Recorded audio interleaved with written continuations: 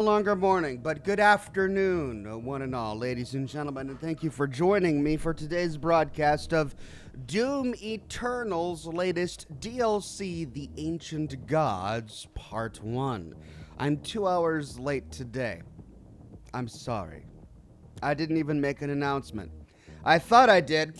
I remember just in the throes of tiredness, I remember picking up my phone and tweeting, "I'm gonna be late, I'm super tired," or something like that. And then I thought I pressed send.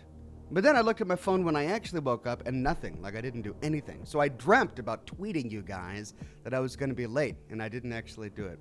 The thing is, I'm right in the middle of a really difficult episode of Fallout 76 lore. So you know where we are in the story, right? We're at the very end. It's the ultimate, really. The ultimate part of the entire plot. We're in 40 episodes of Fallout 76 Wastelanders. We're finally getting to the vault. And we've been following two different storylines that lead to the same vault heist. But the vault heist is very different for the Foundation settlers and the Crater Raiders. And what I'm trying to do is I'm trying to tell one story of the vault from both sides at the same time. So you've got the Crater Raiders working on the door, and then the narrator will say, "Meanwhile at Foundation," quick pan to settlers and show what they're doing using Motherlode to get in. That's what I'm trying to do. And it turned out to be way more complicated than I thought. So I was like up at 4 in the morning last night going, all right, I get this last bit of audio recorded. Oh, nope, need to weave in this part of the story. And finally I just went to bed. So yeah, that's my excuse. I hope it satisfies you. But regardless, we're here now for some Doom Eternal. Let's refresh YouTube here to see if they've finally got a... They do. Hey, wow, good on you, YouTube. Good on you, YouTube. They actually have it on there pretty quickly today. Let's see about Facebook. Drum roll, please. And good on you, Facebook. We're here now for some Doom Eternal. Facebook is up. They both did not disappoint. Neither of them disappointed today. Good to see you guys on Facebook. Bradley, Jocelyn, Alex, Julian, Spencer, and Wade. So happy to see you guys. And of course, everyone on YouTube. The cast of colorful characters. The regulars, the members, the Patreon subscribers.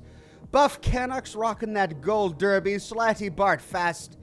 Sesh the Cat, Jean DiMaggio, Barry LeCount, Weird Beard, Edward Chapman, Machiel Mosky, I said Buff Canucks, Gold Derby, it's awesome. Julian Z with the Gold Derby, Glenn McCarthy, Alt Grendel, Tony J, Jared Braden, Ryder Wheeler, Sean Fornango, more Doom, says Sean. And then Jessica on Twitter said, Ox, where are you? I'm ready to rip and tear. All right. I'm here, and we're gonna rip and tear. It's weird, though, because this is one of those games where you gotta have your reflexes, right? You gotta be on the tip of your toes, and your fingers are scintillating. You have to have scintillating fingers to play Doom. Ox said it, that's right. And I just woke up, and I'm on my first pint of coffee. So I'm gonna do my best. I'm gonna get this coffee in me. I'm gonna light up a cigar, and then I'm gonna try to play Doom. Hold on.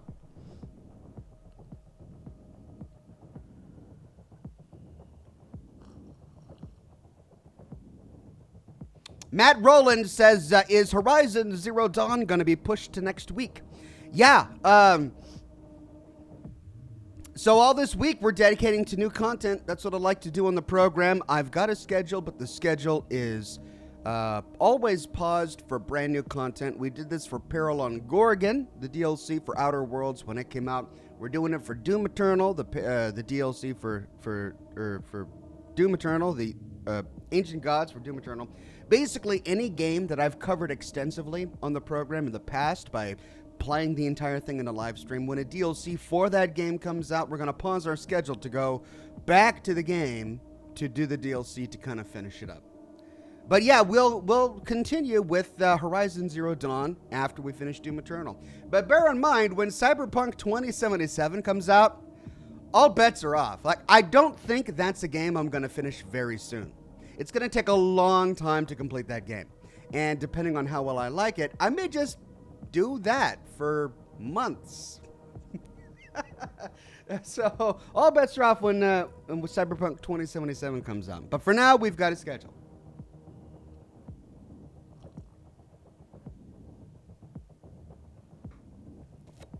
Brett Bus says, time for more rip and tear. By the way, do you not have your sword in the DLC? I don't know. I know that it's bound to a hotkey and that we don't find it in the weapon wheel. So I just got to remember which hotkey that was. And I don't remember which one. Alt Grendel says, yesterday was really intense. Looking forward to today. Oh, so am I. I am so looking forward to today. I think my favorite part of the game is hunting for all of the secrets and trying to figure out how to navigate the maps. And then the lore, of course, is really fun. And then you just get dumped into these arenas and then 50 guys spawn on top of you and you're like, oh, God. But that's Doom Eternal. Michael Muskie says, how many gallons is buckets you're drinking from? I love large mugs. It's just a pint. I don't know. I know this. I'm revealing my stupidity here, but I don't remember how many pints are in a gallon. Like 2 pints is a gallon or something like that. No, it's 4 pints to a gallon. I think that's it. 4 pints to. I don't remember. But it's just a pint. Just 1 pint of coffee and another pint of coffee. And that'll get me through. That'll get me through Doom Eternal.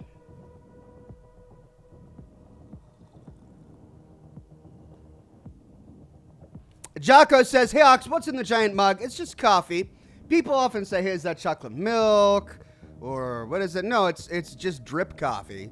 I'm doing my best to socially isolate. So I had a local coffee shop that I would go to every day. But I haven't been there in a while. Because I've been trying to social distance. So I've just been drinking a lot of drip coffee. And the weird thing is that I'm starting to develop a taste for it. Like, I used to be a big espresso guy. I loved my morning espresso. I would go and get an Americano with a couple inches of cold cream in there to cool it down and a little bit of sugar-free vanilla. They knew my order by heart. They're like, oh, this is the cold cream guy, right? You know, it'd come through. I don't want to be known as the cold cream guy. Just saying. Let's not make that a meme. But yeah, so... I'm trying to socially distance. So, but now, I mean, drip coffee tastes good to me. It almost tastes better than an espresso. And I never thought I would get to that point. I've always been I always thought I was a bit of a coffee snub. I mean, I live in Seattle, of all places, the home place of Starbucks. I come from a coffee business, and so I thought I was a bit of a coffee snob. But no, I'm all about drip coffee these days. So I just pour in a bunch of drip coffee and a couple inches of like a French vanilla flavored creamer, basically. And this is the color that comes out.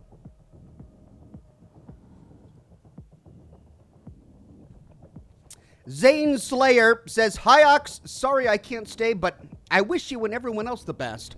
Thank you very much, Zane, for stopping on by, and thank you very much for the kind donation. I appreciate it.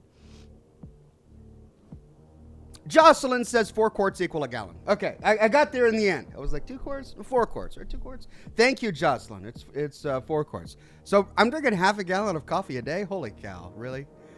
Oh, man, I'm starting to feel bad. This is starting to explain a few things. Half a gallon of coffee a day. Jeez. Because I do. I mean, when I don't finish the pint on film, I finish it, while editing the rest of the day. These 2 pints of coffee, they'll last me all day, all night.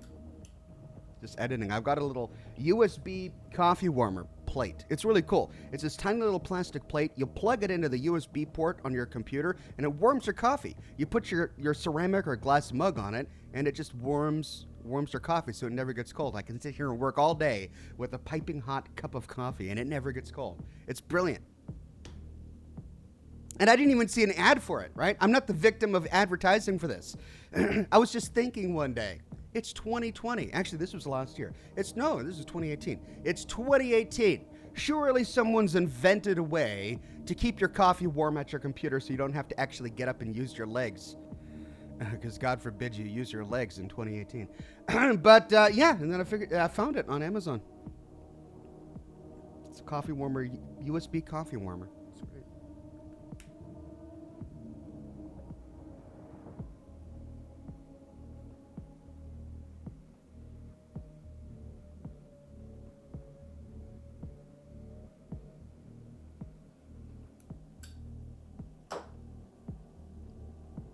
Rachel with a donation of stars. Thank you so much, Rachel.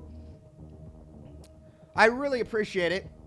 Alex says, hey, Oxhorn, have you ever tried coffee and Pepsi together? What? No, I'm not gross like that. What? Ugh. I mean, I have morals. Coffee and Pepsi together? The sign of the cross compels you. No, I'm not going to judge. Hey, if that's your thing, my friend, well, God bless. But I just don't think I could do that. I'm happy with what I've got. Just a little bit of coffee and cream. Coffee and Pepsi together. I would have never have thought of that. Never in a million years. I'll tell you what I did do once, and I regret it, and it was awful, and I'll never do it again. The new guy says, hi, Ox, you should look again at the 3 Codex page pictures. The figure in the middle should remind you of someone. Ooh. We'll take a look at that when we dive back in. I'll tell you what I did once. So one day I was completely out of cream. And I was making a new pot of coffee, but I found an old chocolate power shake in the back of my fridge. It was one of these cold chocolate power shakes. And it had been there a long time, probably like over a year. But I looked at the expiration date on it, and it wasn't expired. That, in and of itself, should have told me something that it probably wasn't the best thing to ingest, because natural things tend to go bad. This was clearly not natural. But anyways, I didn't have any cream. I wanted coffee, but I wanted it to be a little smoother. So I found this chocolate-flavored power shake, and I'm thinking, maybe this will be a mocha chocolate, So I pour a couple inches of it into my coffee mug here, and I dump a bunch of drip coffee on top of it. Oh. It was not a mocha. It wasn't sweet. It was just, I don't have the words to describe it. I mean, metally. Is that a thing? It tasted metallic, like there was this metallic resonance that bounced around in the cavern of my mouth for hours after taking a sip of that, and it was no good. Yeah, that's probably the worst thing I've ever done with coffee. But Pepsi and coffee? I'm not going to judge. God bless everyone.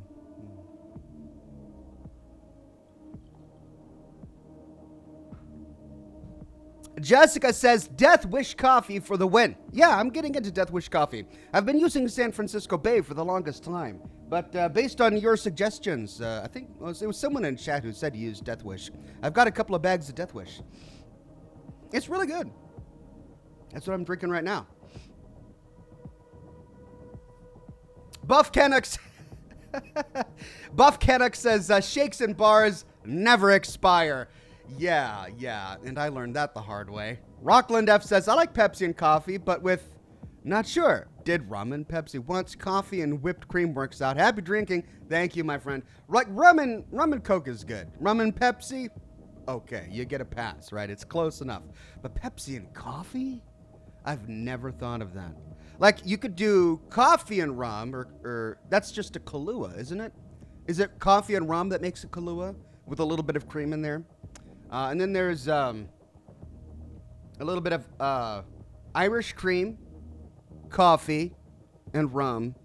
Or is it scotch? No, it's whiskey. It's a little bit of whiskey, Irish cream, and coffee. Makes a Baileys or something? I forget. So coffee can be used in alcoholic beverages, but in carbonated, and I think that's it. Carbonated coffee is just, that just sounds awful. It sounds like the worst thing ever. A carbonated sweet drink, a carbonated peppy, caffeinated drink, sure. But a carbonated coffee? Oh, I don't know.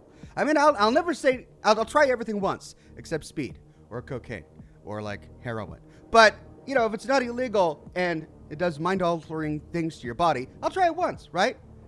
So, well, I'll try that someday, maybe. But it just doesn't sound appealing to me. Julian Z says, hello, Ox. So great to see you when making your vids for Fallout 76. Have you noticed any noticeable differences in combat due to the One Wasteland update? Well, to be perfectly honest, a lot of the footage that I'm editing through right now, that I'm sort of, sifting through to produce this series, I created pre-One Wasteland. With the exception of the final Raider Vault heist, which I recorded, I saved right up until the very end. I recorded it last weekend, and I didn't notice a difference. Now, there were a couple of I mixed glitches and bugs. Glugs. No. I'm not going to say the other one. Glitches. Glitches and bugs with the Raider quest line, but I did some research, and those were persistent, or those were all the way to the publication of Wastelanders. So it had nothing to do with the One Wastelanders update. There were just some bugs in the Raider quest line that, Bethesda hasn't worked out yet. But yeah, in terms of like the damage I do to enemies or anything like that, I haven't noticed a difference yet. I've only played on one character. I haven't really played on Oxhorn. I've been playing on my gunslinger a lot because she's my Raider character, and I've been getting footage for her. So, yeah, I don't know for sure. And I certainly haven't done any PvP. I haven't been doing a lot of PvP with this character.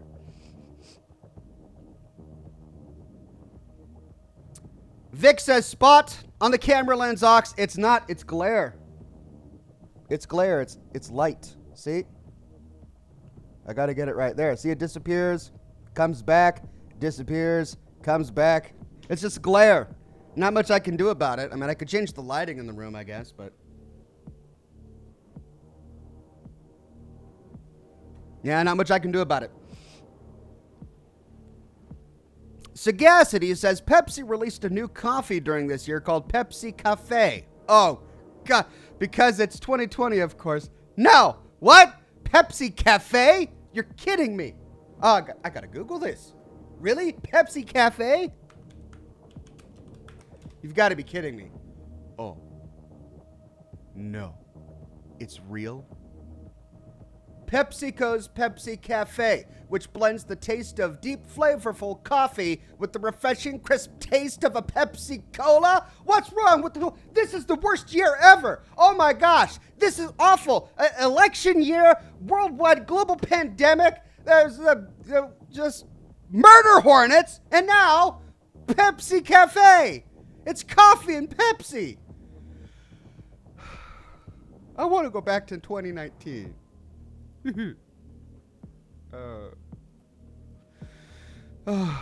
Well, it's real. Pepsi and coffee. I can't believe it.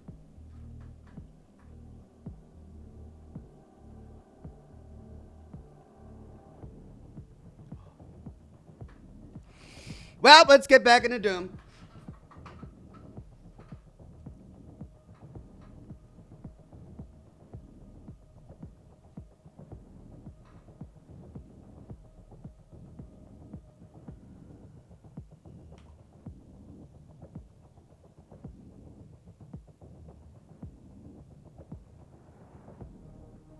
Okay, so I waited until I got to a checkpoint yesterday before ending my broadcast because I didn't want to lose any progress. But then after I pressed end broadcast, I realized, shoot, this is Doom. The checkpoint is just for if you die. It's not if you abandon the level. If I were to end the game and take it offline, I would have to start all the way back at the beginning. So I left it up. I've left the game running this entire time. And I'm hoping, first of all, that it's still running after 24 hours. And secondly, that we can just pick up right where we left off. All right.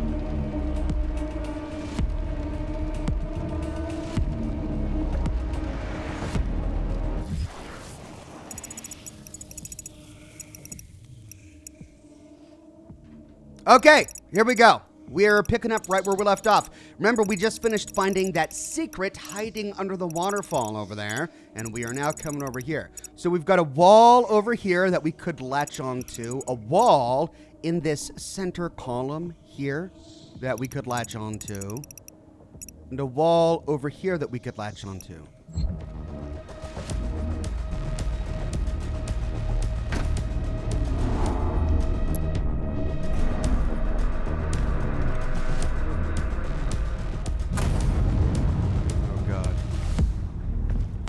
Where's the wall over there?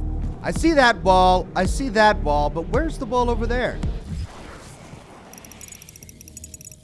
Oh, it's directly...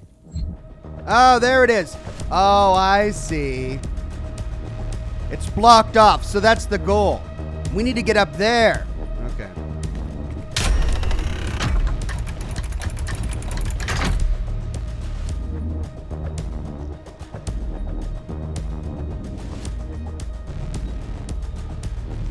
Oh!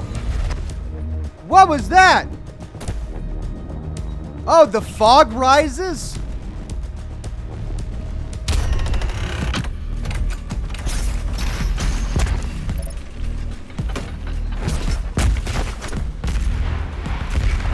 Oh!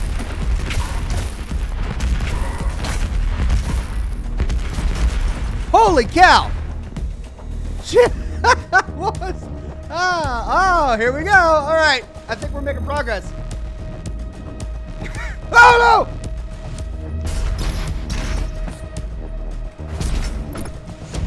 Oh, I was so close. All right, Julian Z says, Ox, just wait. Inspired by this in the next Fallout game, they will ride as a team up of Slocum's Joe Coffee with a refreshing taste of Nuka-Cola. Oh, God. Oh, no, you're right. There's going to be a Nuka coffee flavor in, like, the TV show or something. Fallout 76 comes out with a Nuka coffee flavor. What would it be? Nuka Slocums or something? That'd be awful.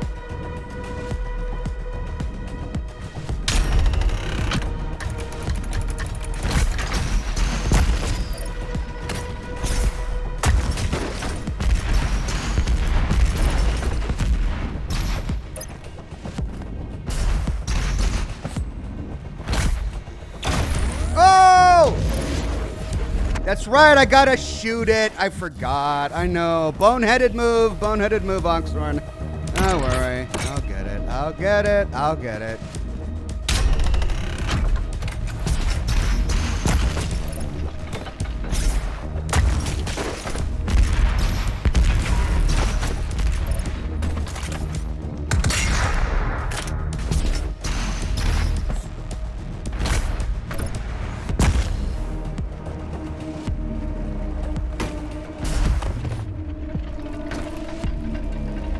There we go. No. Well, then where do I go from there? Okay, so I get to there so that I can get to there. Oh, and then I've got to pass through that to get to that, which launches me up there. All right. Let's try again.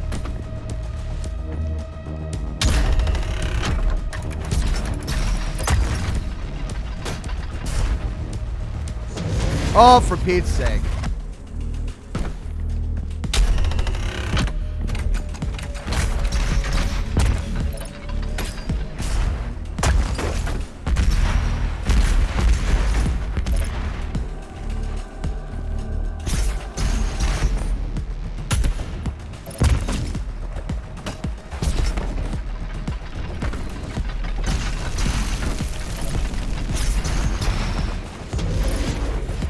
Okay, I can't actually reach that from there, so... Oh, there's another one I've got to hit. Oh, I've got to hit that. All right.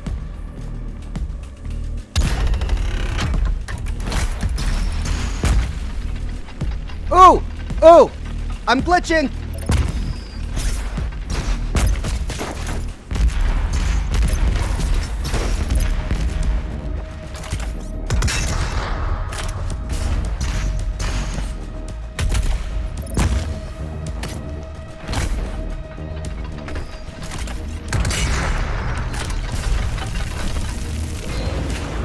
the fog rose. Ooh, that's really tricky to do. That fog rising just so fast. All right, let's try this again.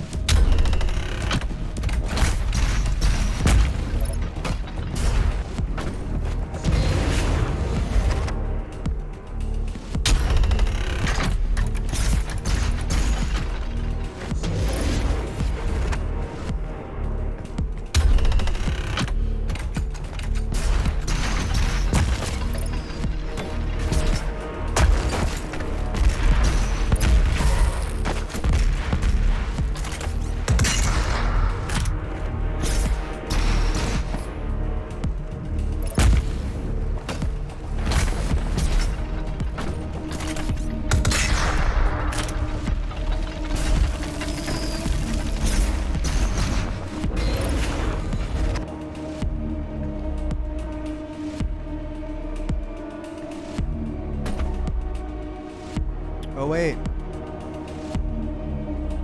Oh, I'm going the wrong way.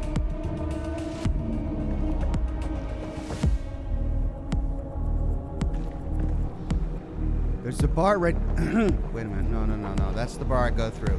So I come out here, and I go across there. That opens up, and then I go over there.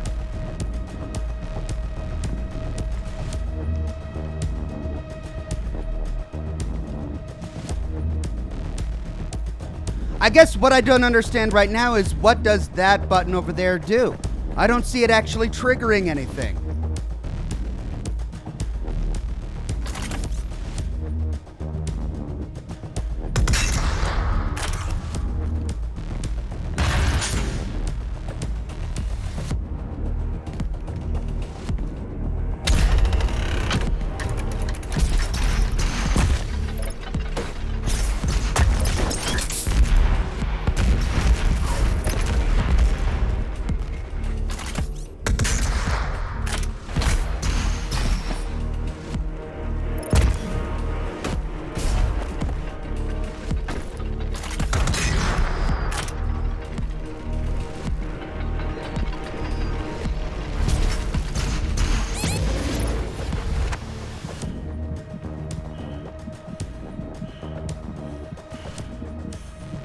I mean, I've seen everything else. Like, I get that I'm supposed to get there to launch me up there, but I don't see where... I mean, nothing opens up. Nothing opens up for me to get up there.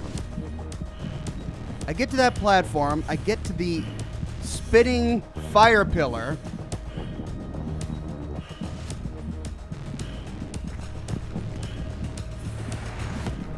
But what opens up if I punch that button? Nothing, really. And nothing happens if I go back.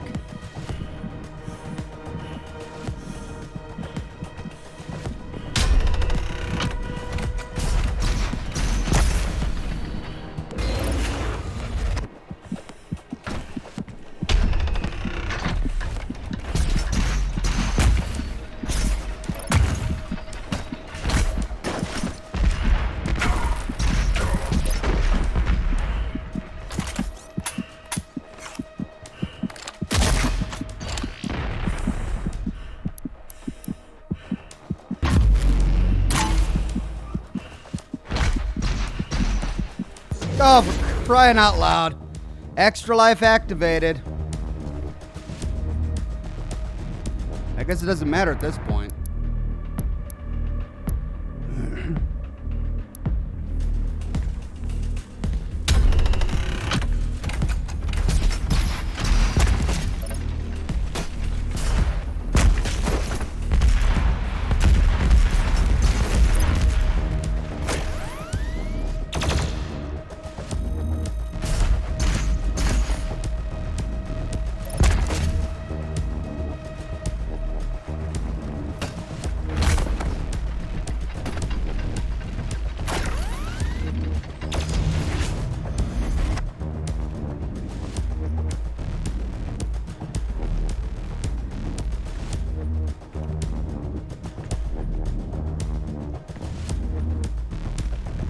I mean, if you guys see it, I've got a chat filled with people here.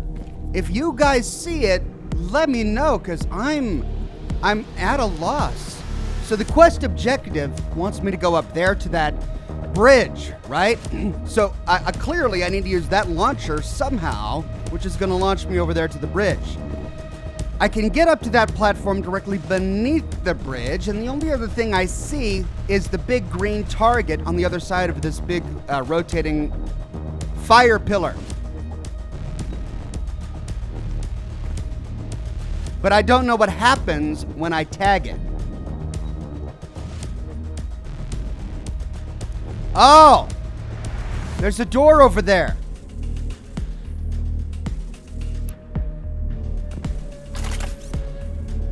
Oh. Oh, and I didn't see that. Okay, I think I've got an idea.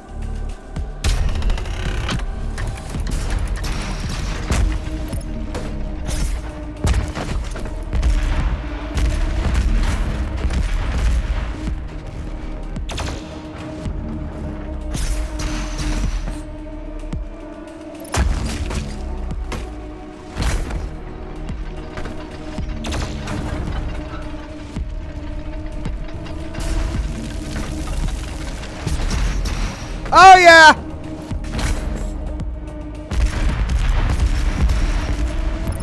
Oh, hey, what's that? Oh, man. Ox is doing platform puzzles. All about it now. Check it. All right.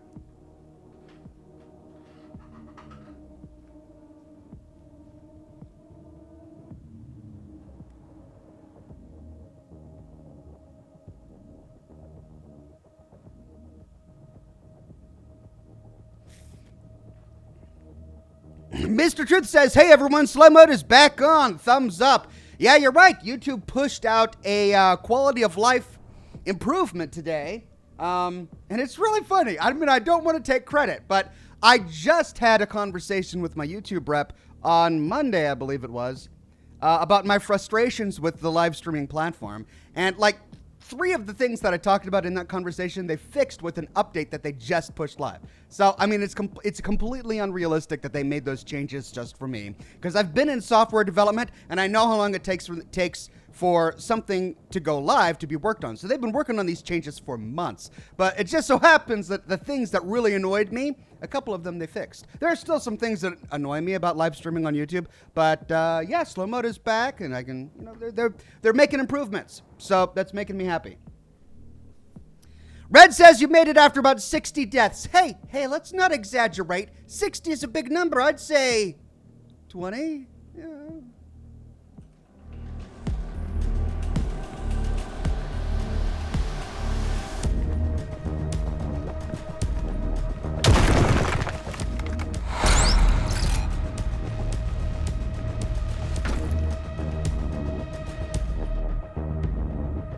Is that Argent Plasma? Why can't I get it?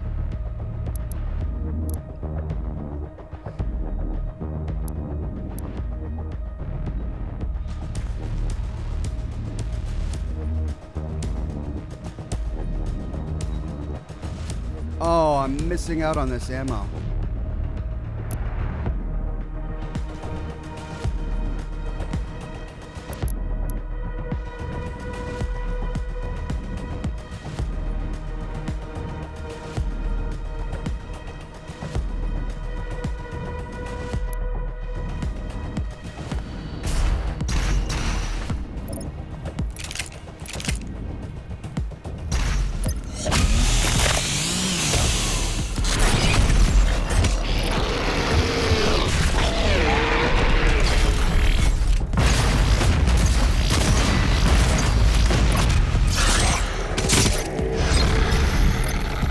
Empowered demon, my butt!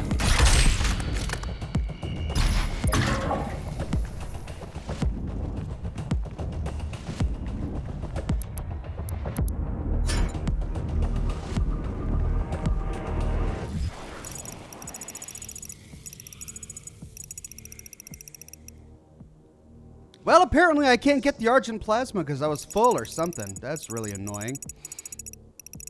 And it looks like there's a codex up there. Did I miss that?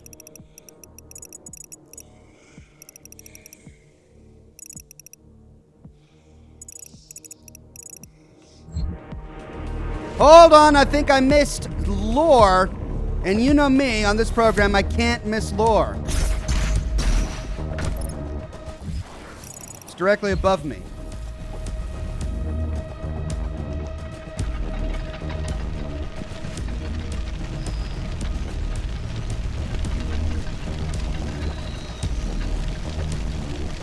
Okay. I can't get to it from this room. It's in the ceiling above this room. Okay, I'm not gonna worry myself about it. So I must be able to get to it later. Yeah, by hopping upon these pillars here. That goes into the room above that room.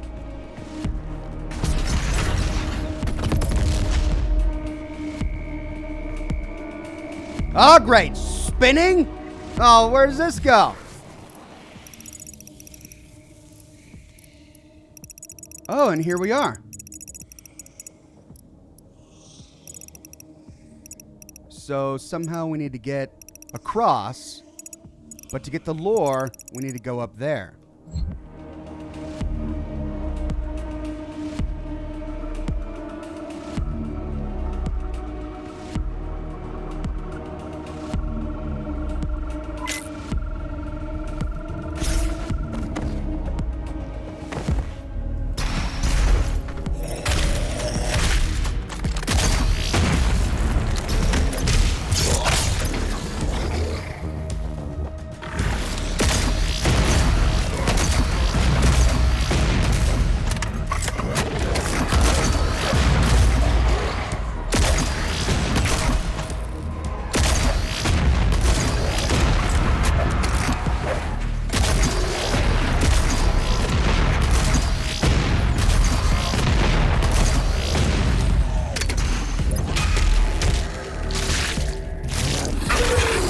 Beautiful!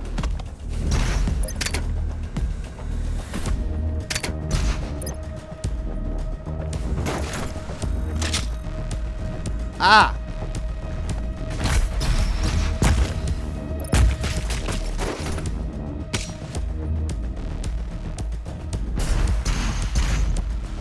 No!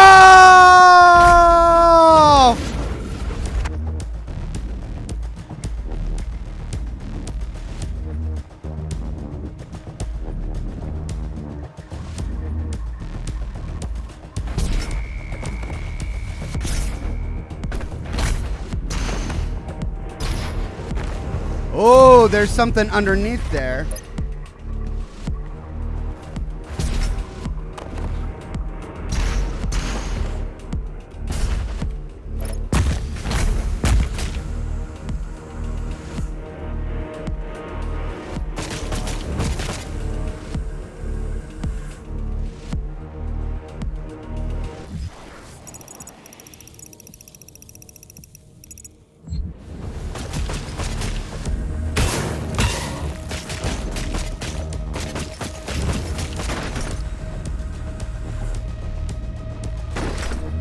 Okay, so why did I fail to get over there?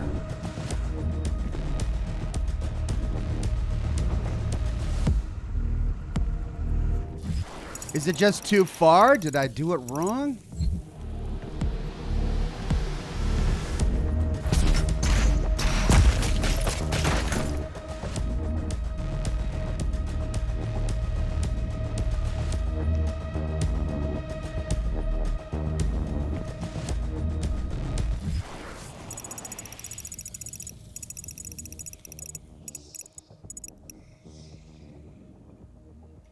Okay, let's try again.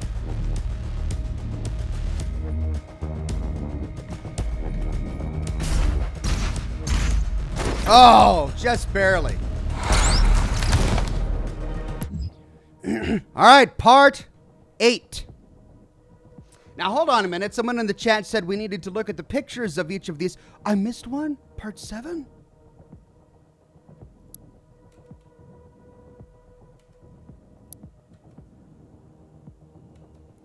See if there's somebody we recognize.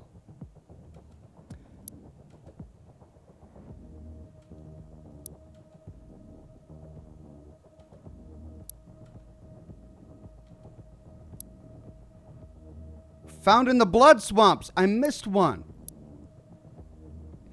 All right, so here's the 8th picture. Translation from the Ario hymn, The Lamentations of the Seraphs. The Seraphs speak of a time that Jakad gloried in an age of unparalleled bounty and achievement at the dawn of Devoth's authority.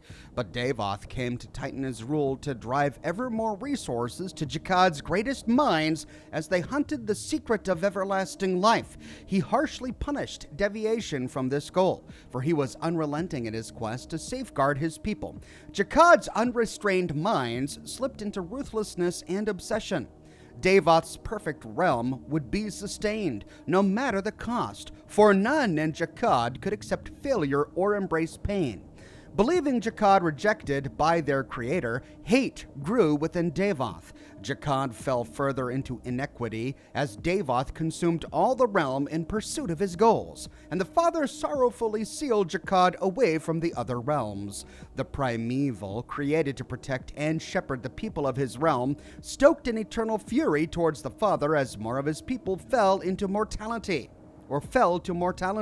He became the Dark Lord and raged against the walls of Jakad. The Father sensed this and knew they both needed to leave the physical realms before their warring lieutenants tore creation apart. It was then that the Father returned to Jakad, now called Hell by many, atop the pyramid of the lost where Hell once worshipped the Father. As the skies split and hell trembled, the Father ripped the Dark Lord's life sphere from his chest. He placed it in a tomb of souls, unwilling to obliterate the Dark Lord's essence entirely, as he had favored Devoth once. Seymour then took the Father's life sphere to the Luminarium, and for a time there was a stillness in creation. But now the Dark Lord whispers lies and deceptions about the Father to his praying minions in hell, while he rages, trapped in the tomb of souls. For even without a physical form, gods may yet influence the realms. Ooh, getting Tolkien vibes here. Milosh says, and until YouTube gets to be as good of a streaming platform as Twitch is, maybe update the Twitch emojis. Thank you, Milosh. Yeah, I need to do that. I keep forgetting because it's like I leave the stream and my stream cares go away and I focus on video editing cares. Maybe give me a tweet or to remind me on Twitter. But yeah, I'll take a look at it.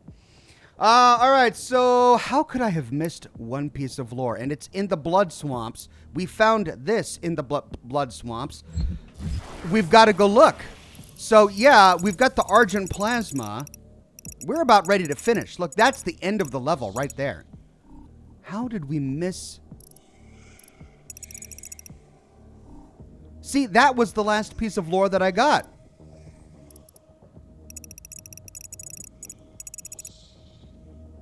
And it's green, which means I got it. Now, we didn't go over here, but I got the auto map. So the auto map would have told me if there was any lore down in this section that we didn't explore. And no, there's not.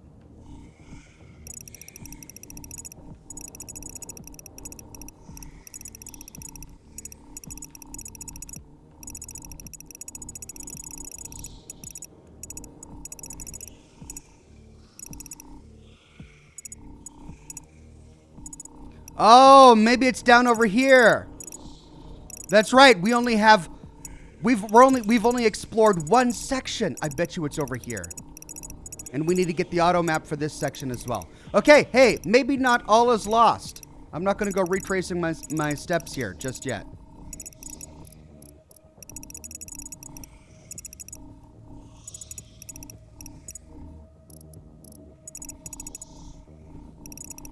We need to get everything over here, right? Yeah, no, well, wait a minute. There's the auto map. So if it's not over there, because we got all the lore over there, then it should... That's it, right there. That's it. Sweet. We're okay. We're okay. Now, back to where we actually are. All right, I need to hop down and then go across here to climb up, and then that'll finish that challenge.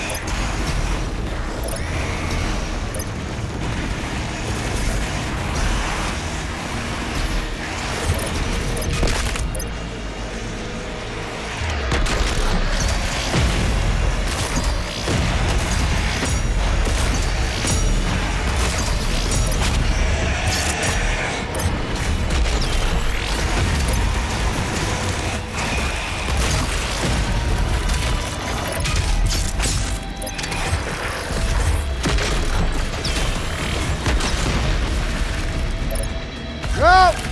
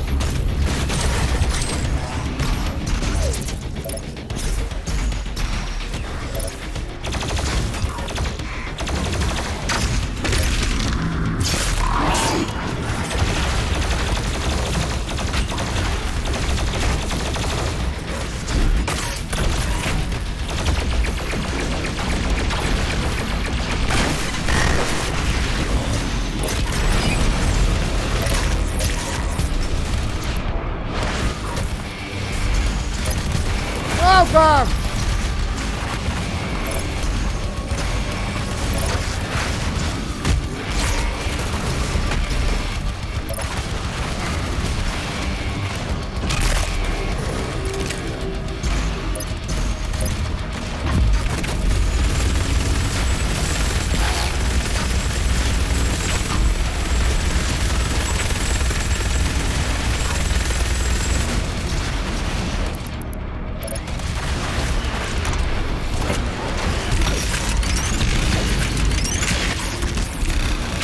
Got him!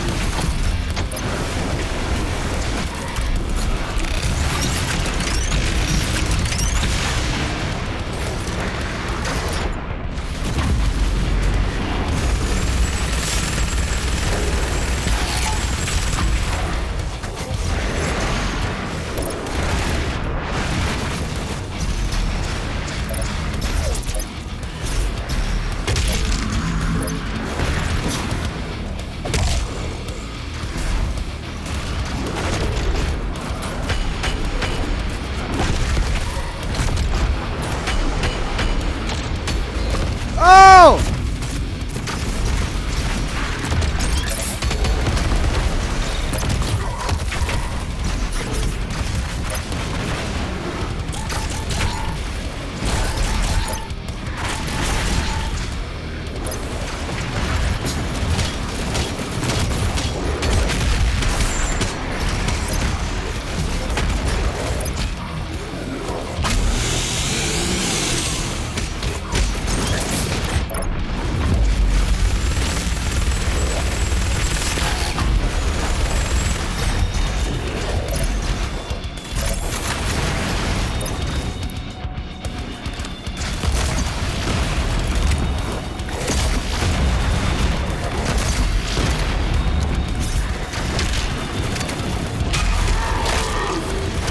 My fingers are going numb!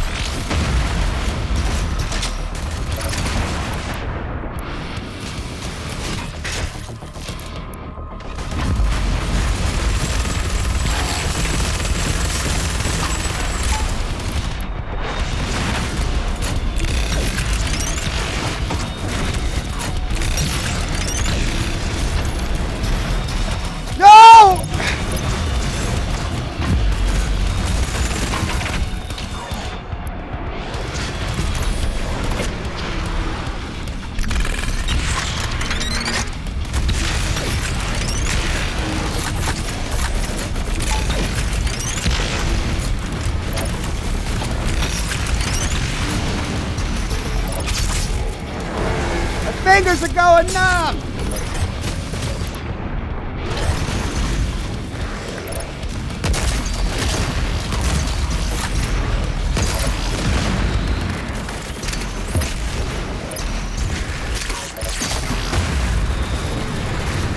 Ah!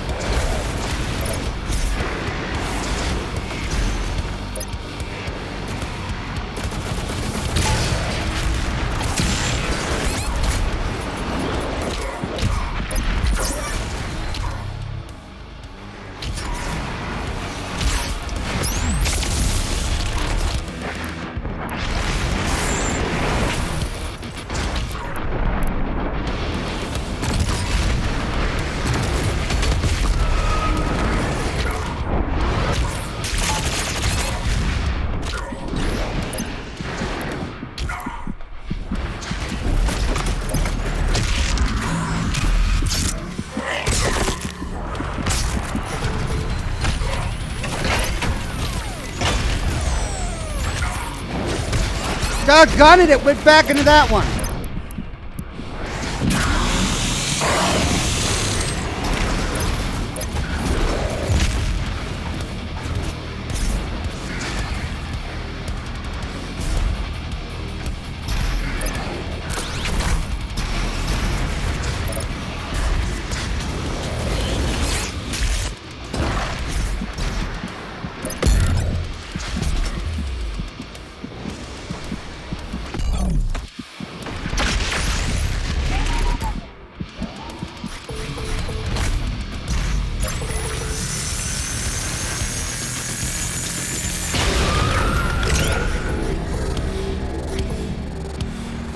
May you serve the Makers in all their glory. Scans indicate that hundreds of warriors have died trying to do this just to meet the Father.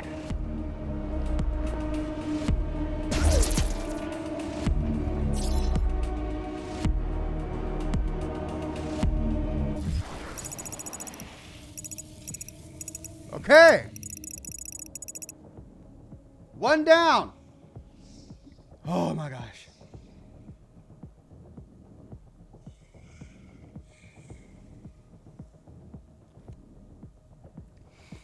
All right. So we got half the shield. That was only one. Oh, and we left an argent plasma over that way. Can we go back and get it? No, it's locked off to us now. Oh, well, we have one left. And we really needed it. I was being pummeled so ferociously by all of those monsters that I couldn't get my plasma ghost gun, basically my Ghostbusters gun, out in time to make sure that the ghost didn't go into the body of another one. And it just so happened to go into the body of, like, the biggest, toughest monster there. So, yeah, I had to use the BFG.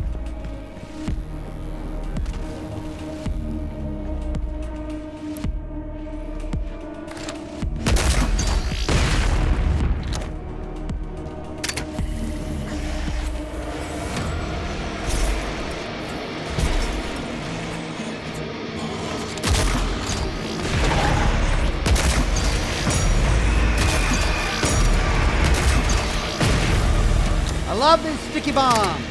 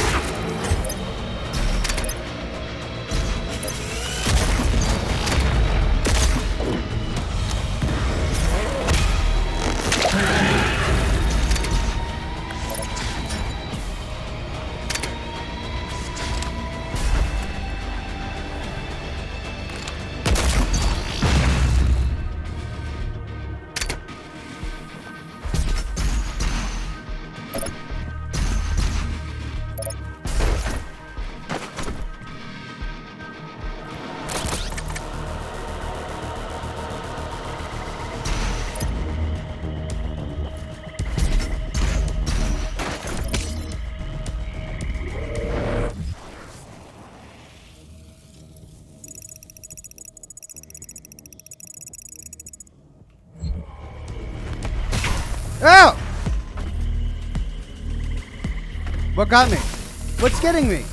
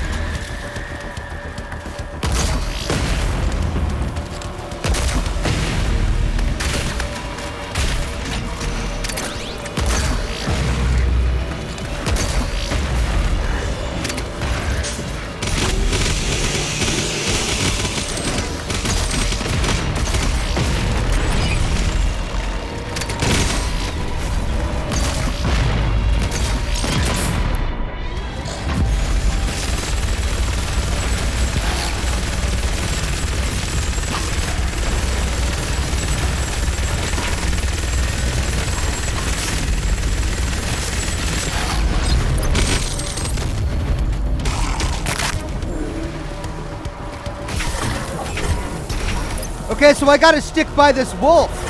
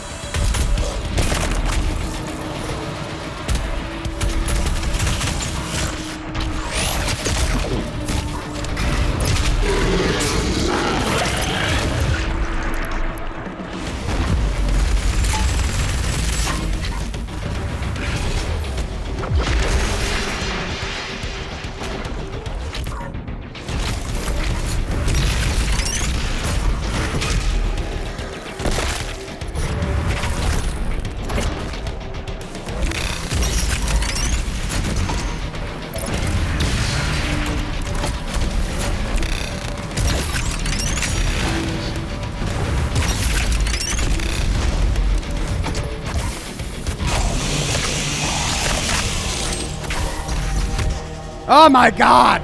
Ah! Can I just take a smoke break? Just a smoke break, a quick smoke break. I'm chasing after this doggone spectral wolf, and if I don't stick with it, I get poisoned to death, and it's just wave after wave. I love it. It's so great. Coffee time.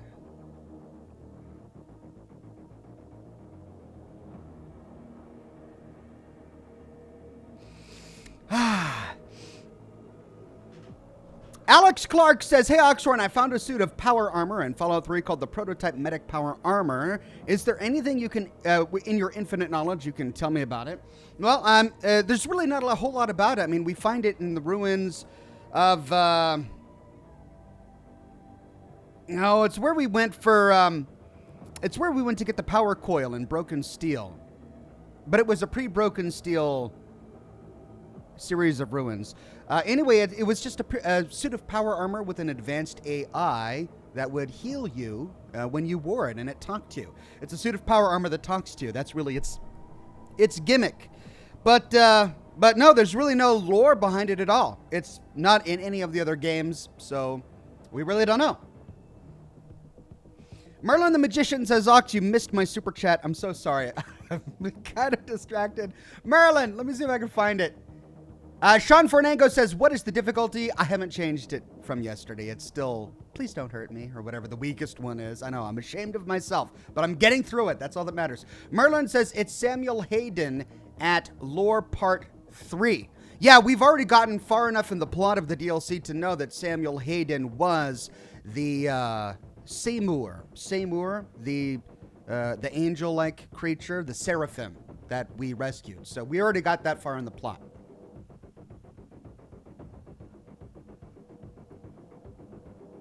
Okay.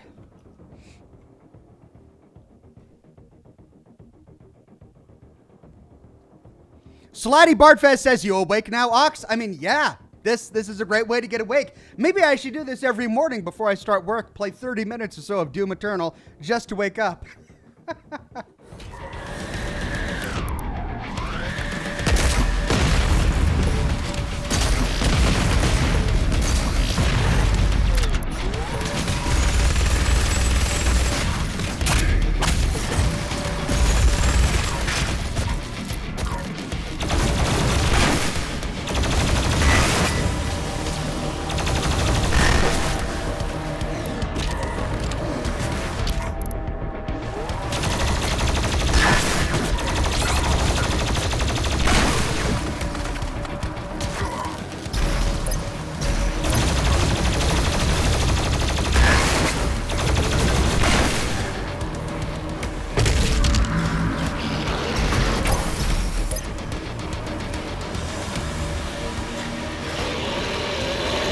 Oh, God.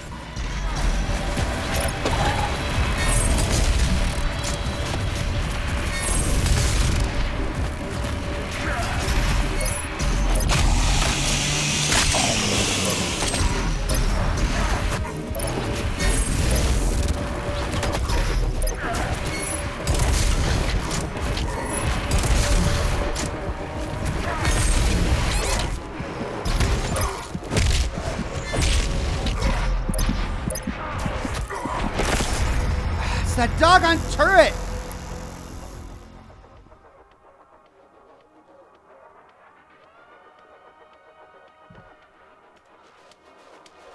That doggone turret pecking at me while I'm trying to fight this horrible, horrible mini-boss.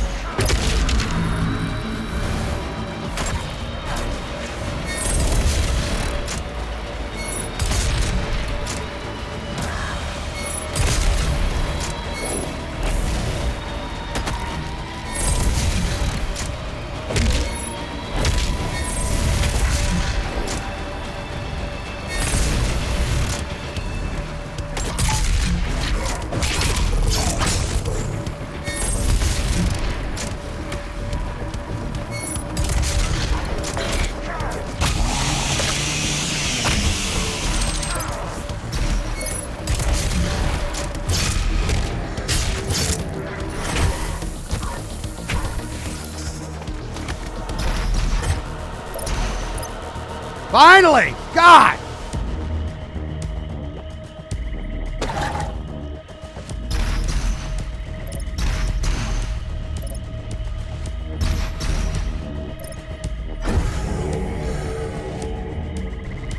How do I get that?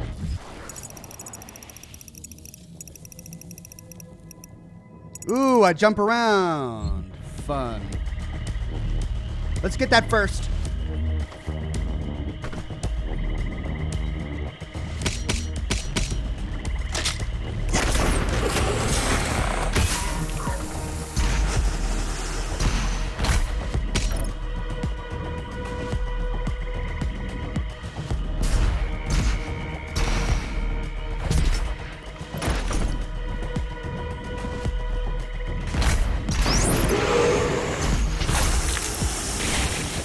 Got it.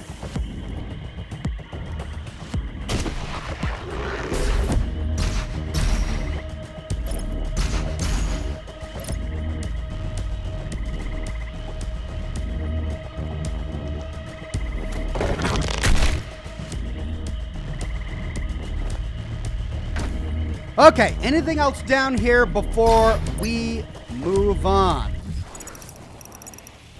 We got the armor. Let's see, there's a gray area over here.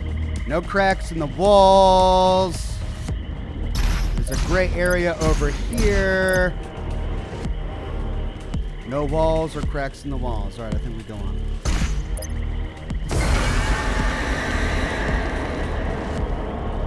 Oh, no!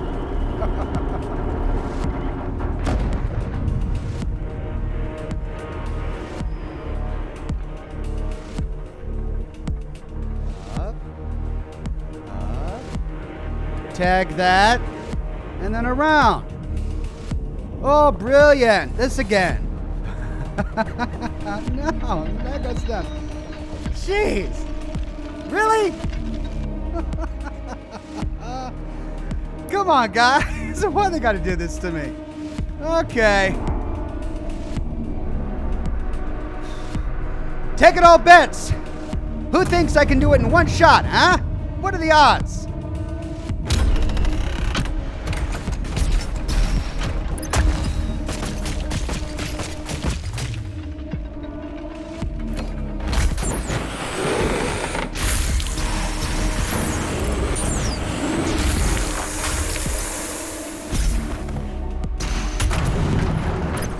Oh, and I got it!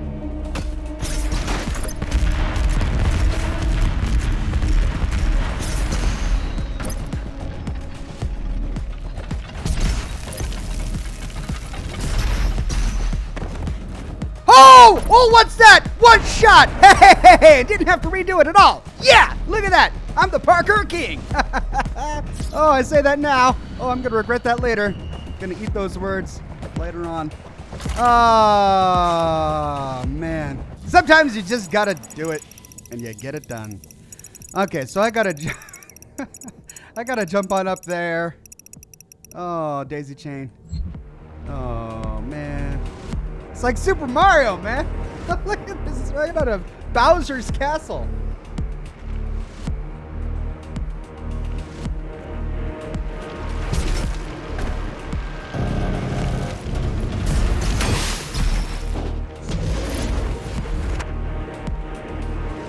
Oh, right. They fall.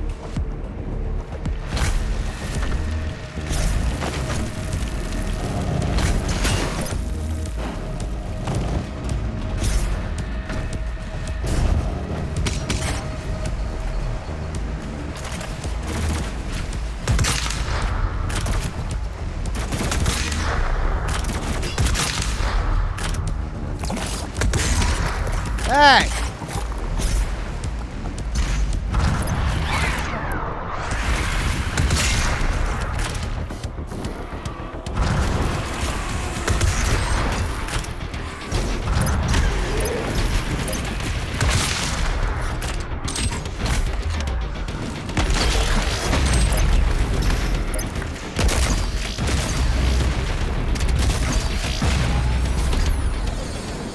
No!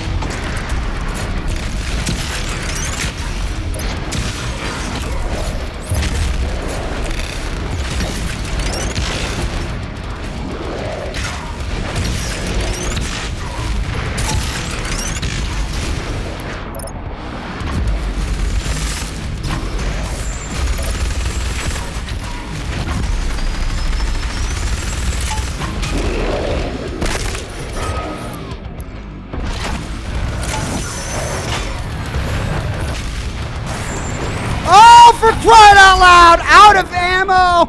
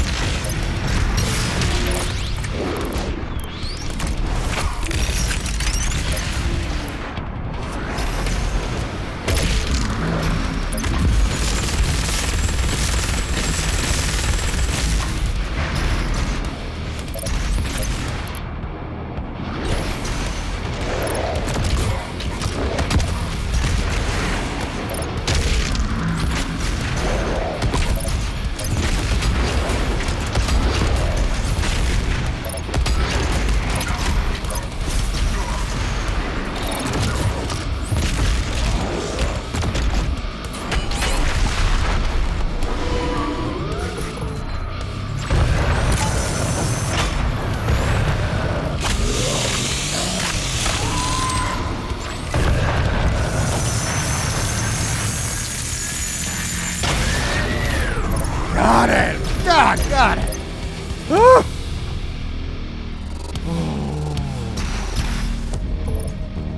Hate those things.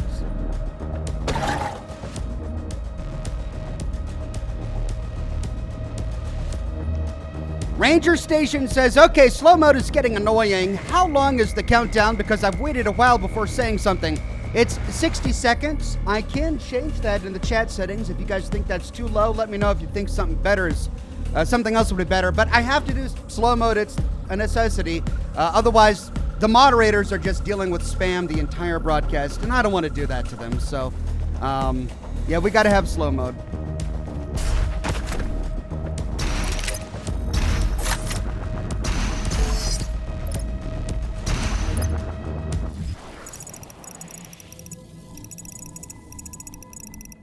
All right, up we go.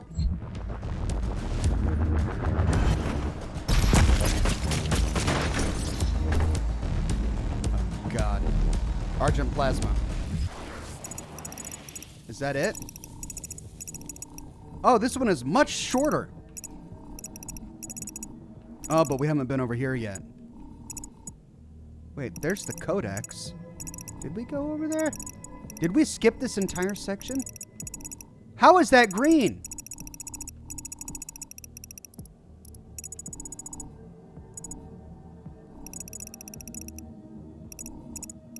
Oh, I missed that.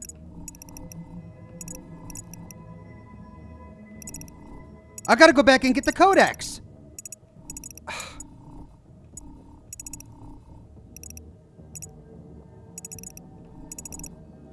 Sorry, folks, I gotta go back.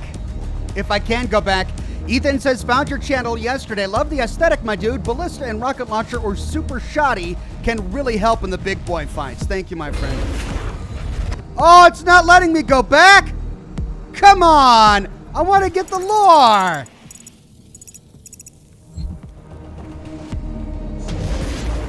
Lame. No.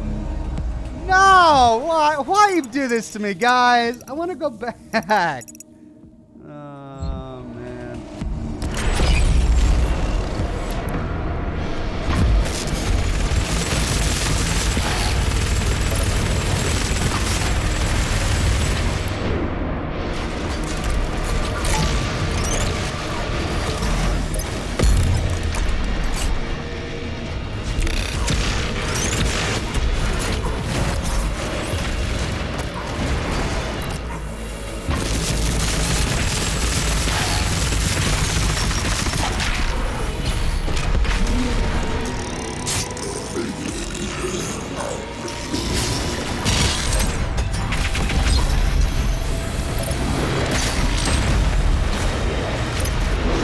Ah!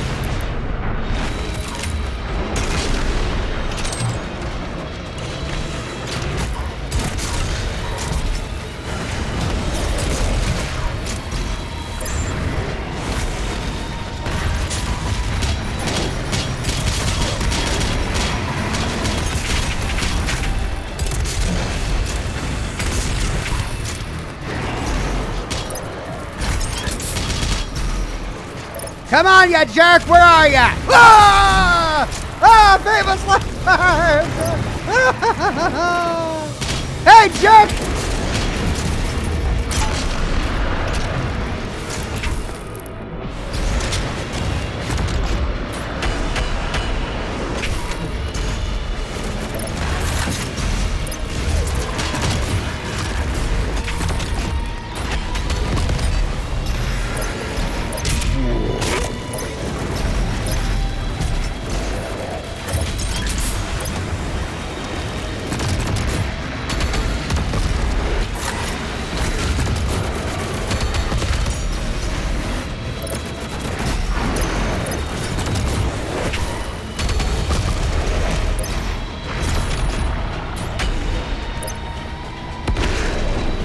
Yeah!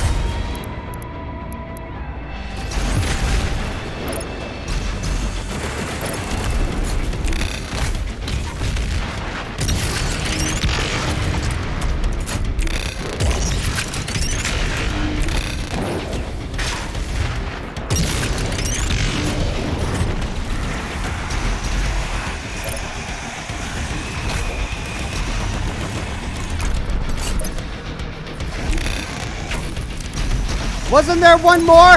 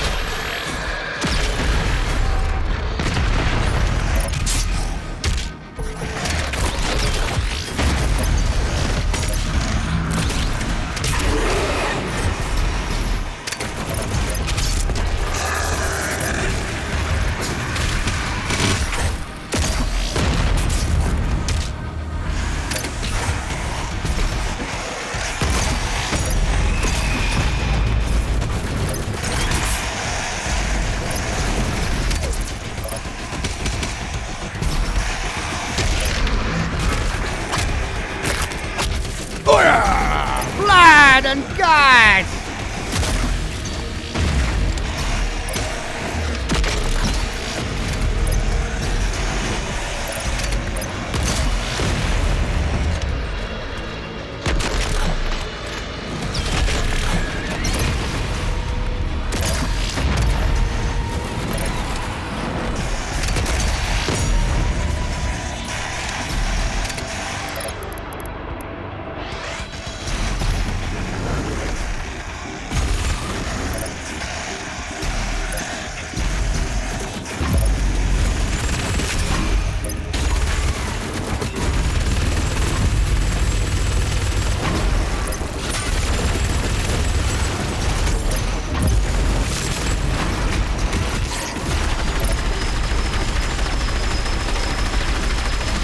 Die!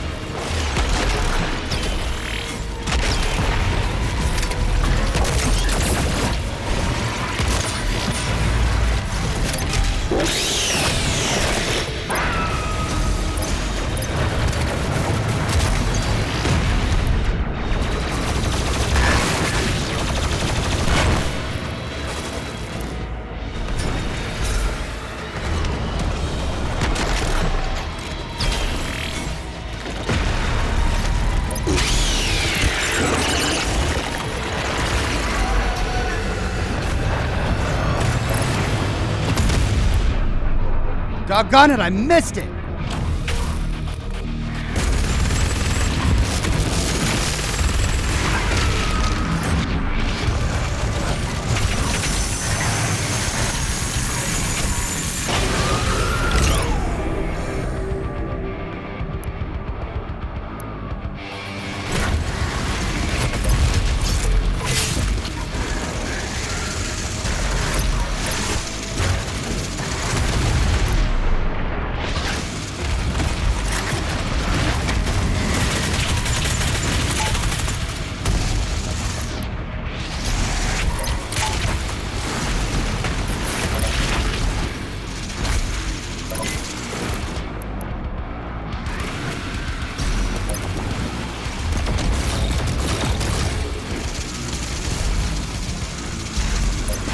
Where's the power totem?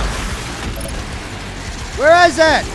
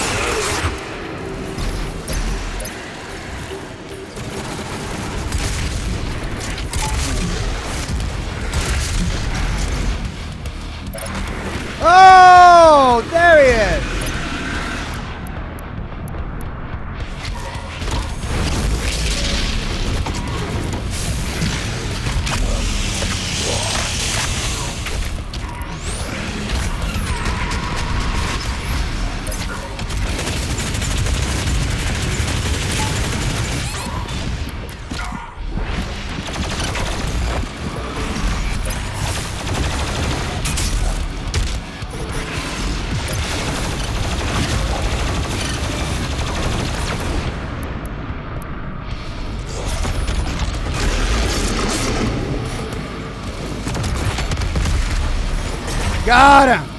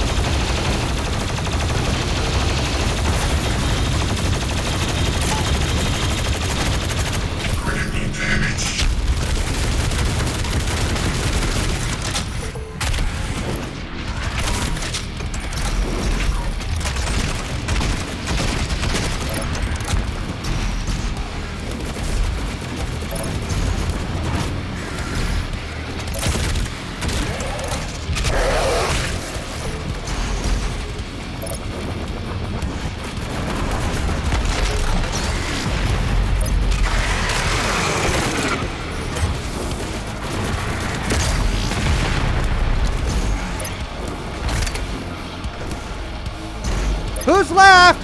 You. And you. And that's it. May serve the Makers in all their glory. This will Ashton complete says the shield.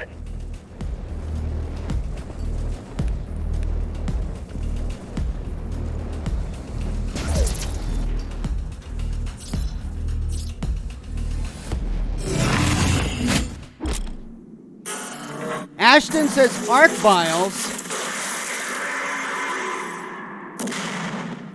What? Shoot the eye to damage and ultimately stun it.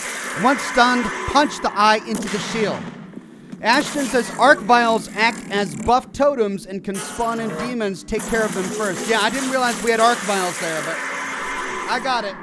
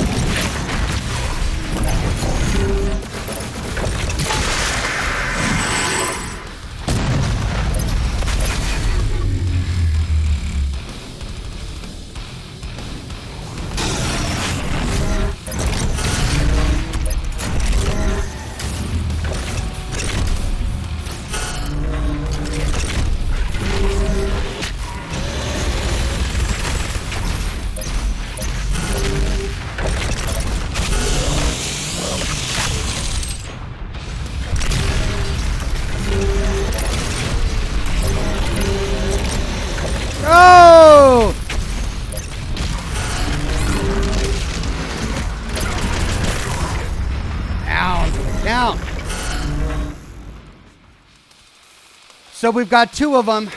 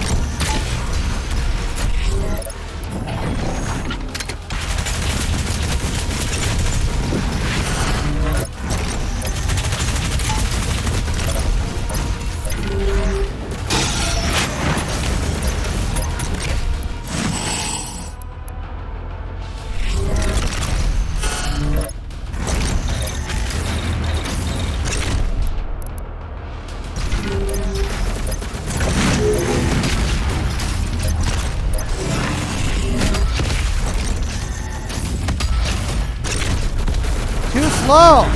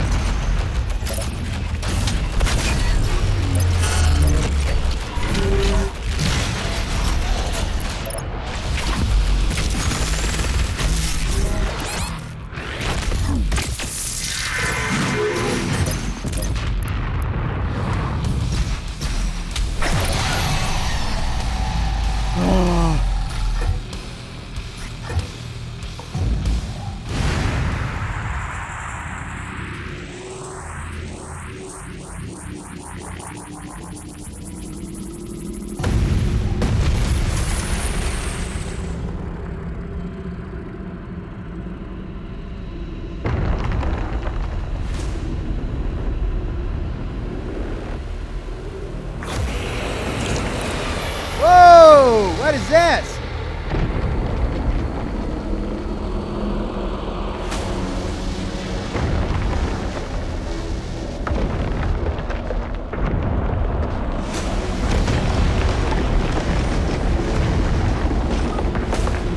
Whoa!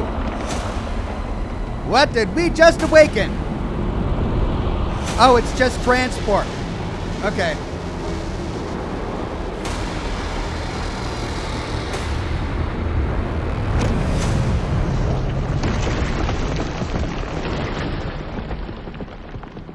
Okay, thank you, demon guy, for the transport.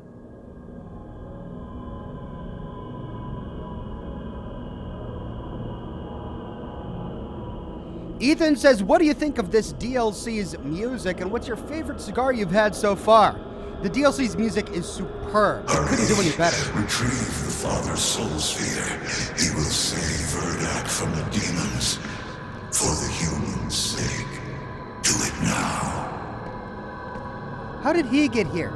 I had to go through this entire thing and then tame a demon guy who'd been dead for 1,000,000 years to get transported up here, and then Samuel just appears here. Zane says, Ox, I'm watching your videos on the Outer Worlds and loving them, but I can't wait for more Horizon Zero Dawn content. The Father's sphere. He will save me. No worries, more to come.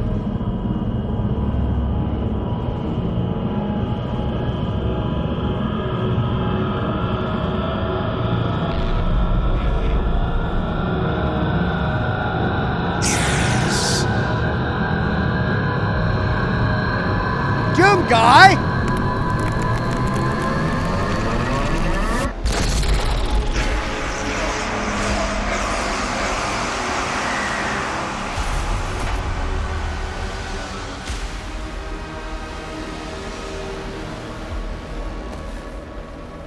That's so Doom guy.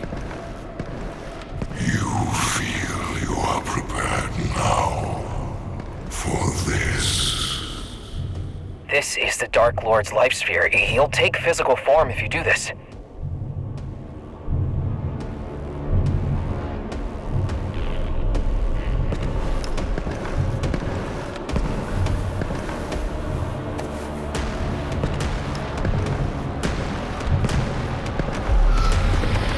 Why not just destroy the Dark Sphere to kill the Dark Lord as well? Yeah, I've got more Horizon Zero Dawn content to come. I'm just getting through this DLC for now. No Name says, any new armor in the DLC? Not that I've discovered so far. Well, I missed one lore book. But I got the support rune.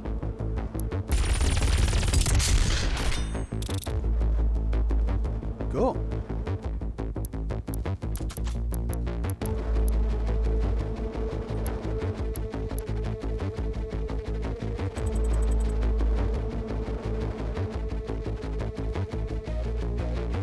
The Holt! The Slayer returns to Urdak, carrying not the Father's life sphere, but that of the Dark Lord himself.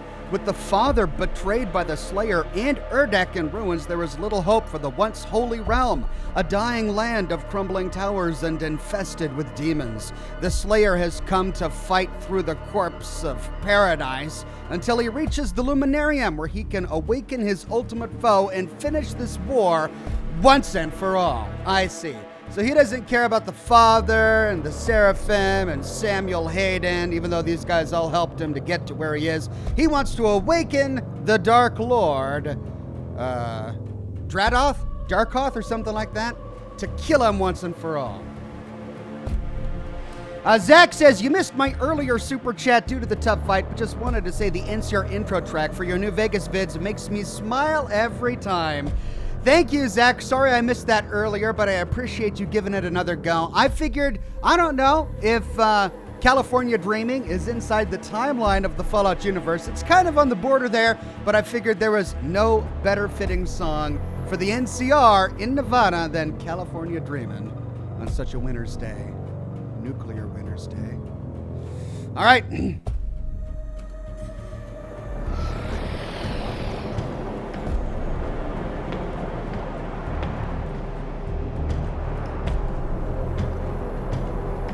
My God. Everyone, evacuate now! Assuming you want to use that orb to go to Urdak, right? This is an emergency.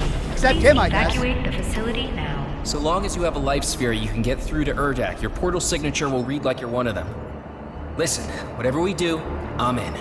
You want to wake the devil not so you can help the demons, it's so you can kill their leader once he's taken physical form, and that'll destroy all of them, for good, right? Okay, I'll take that as a yes. I just want to be part of this. I mean, we're about to save the world. The Dark Lord has only ever been written about. He's like a decillion years old and hasn't actually even been conjured into any kind of physical form for that long. Nobody even knows what he looks like. So, like I said, I'm in. Portal coordinates set for Urdak in the 6th region of the Equestrian Hold. All right, ready for launch, Doom Guy. Is that his like canonical name now? He's just Doom Guy? I'm sorry. He's having his one-sided conversation. That poor guy.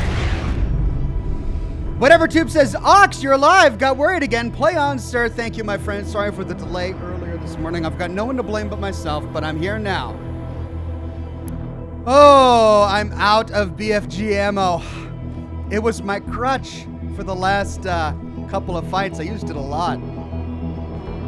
We're going to hell, folks. The Holt. Press tab to view codex entry. Let's check out the image. Nice. I use this as a thumbnail for my first broadcast. This lush expanse of supernal nature borders the edges of Urdak, reflecting the state of the realm when it first came into being by the effortless breath of the Father. Massive ivory trees and crimson leaves intermingle with the single data roots that spring from the ground itself, an undying land of beauty and serene calm. The makers once used these sacred groves to meditate before meeting the Father in the Luminarium. After the icon of sin awakened beneath Urdak, the forests of the Holt have become infested and corrupted by hell, and the leaves now fall with shades of death in their branches.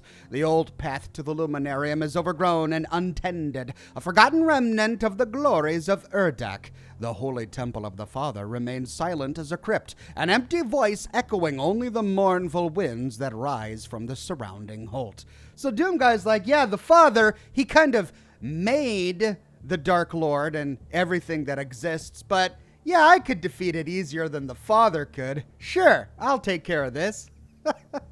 The White Wolf says Davoth is often confused with the Dark Lord. Davoth created the Dark Lord who only commands the army of hell, not all of it. Davoth is the biggest battle. Well, that confuses me because according to the lore,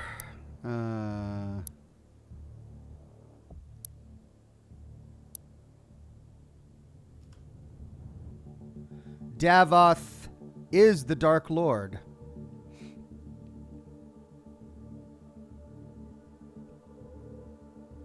One of these says that Davoth is called the Dark Lord. I believe we read it today.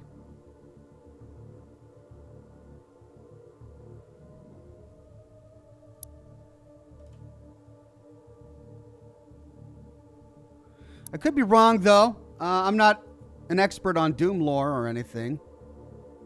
Seymour is Samuel, the Seraphim.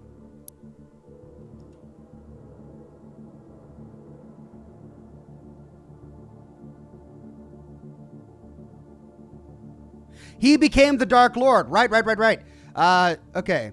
Believing Jakad rejected by the Creator, hate grew within Davoth. Davoth is the one rejected, thinking he was rejected by the Father.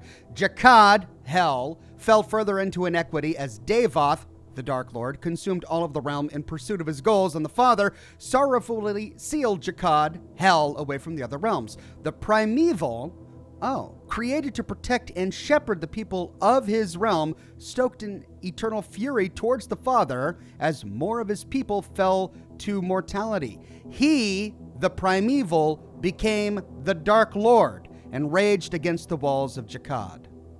Okay, so the primeval became the Dark Lord. Well, so is that not Davoth?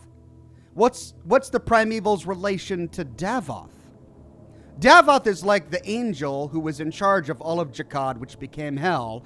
Davoth rebelled against the Father because he felt spurned by the Father. What's the primeval? Is the primeval another word for Davoth, or some creature created by Davoth to guard the gates of Jakad, which became hell? I'm a little confused. Maybe you're right. I could be wrong there.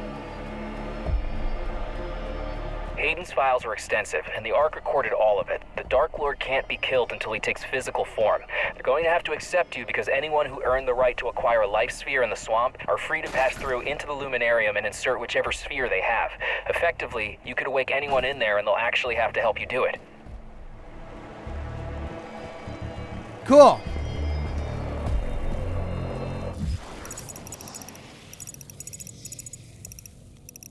Ah.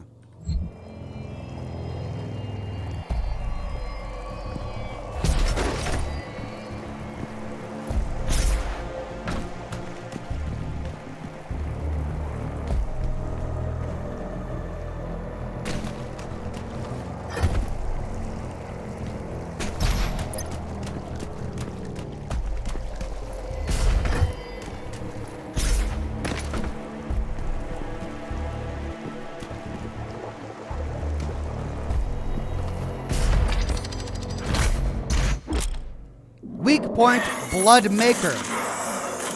The Bloodmaker is a heavy demon that's invulnerable when its shields are on. Oh, great.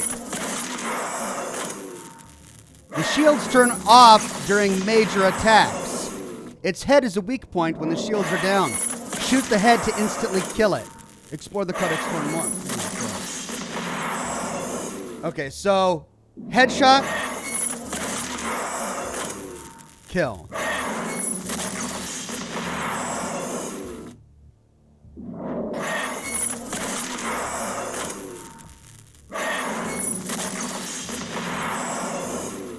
So I can do it with sticky bombs. Oh, well, thanks for that interruption. Ah, God.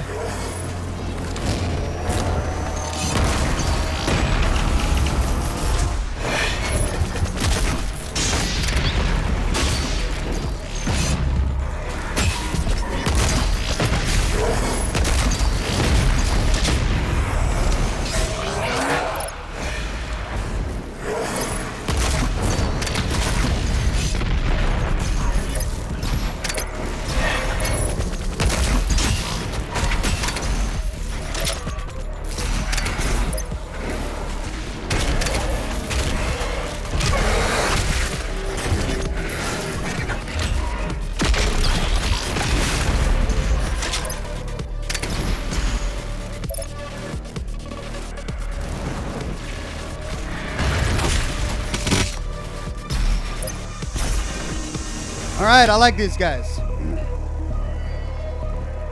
Assuming I can get a headshot with my sticky bombs.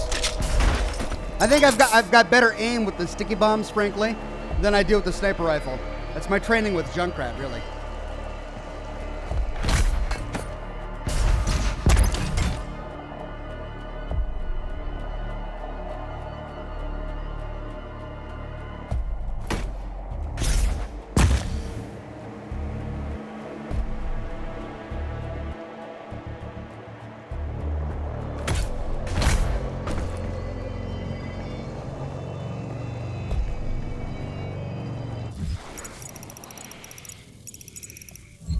There's a platform up there. How do I get up there?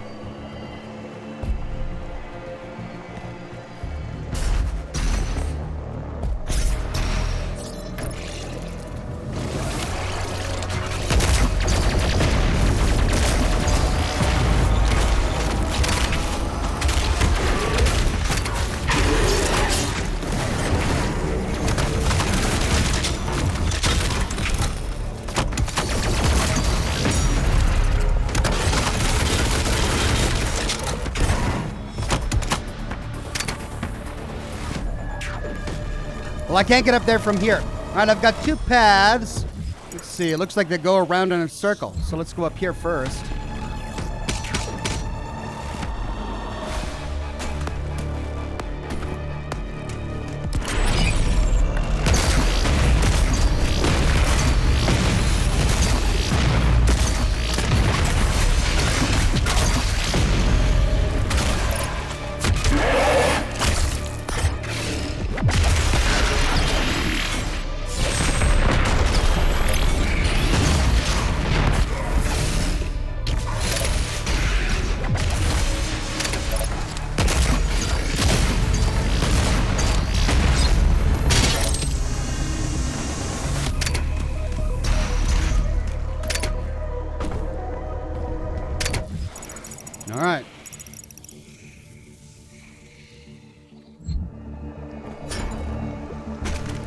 Oh! The demons now move freely through this world. Without the Khan Maker, and since the awakening of the Icon of Sin here, the seal has been broken. That's Vega. You left him here on your last mission. Okay, so the jellyfish turn red and then explode, so I've got a brief period of time. Oh, God, I'm gonna hate this, aren't I? I'm gonna absolutely hate this.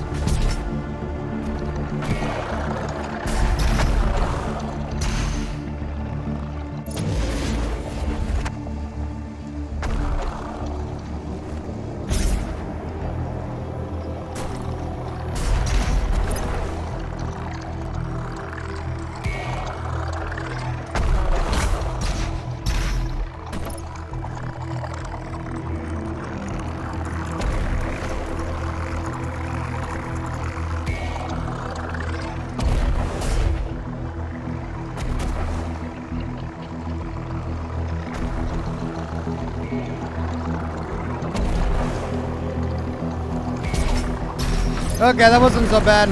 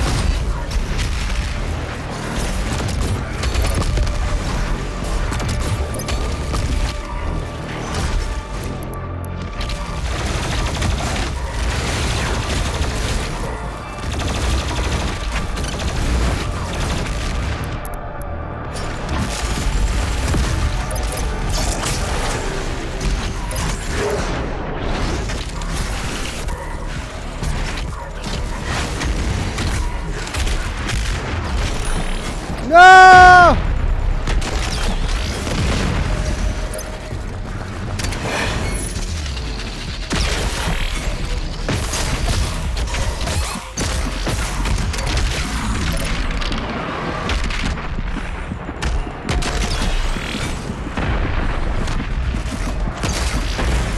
Ah! None says, "Where's the BFG?" I used it a lot in my last battle.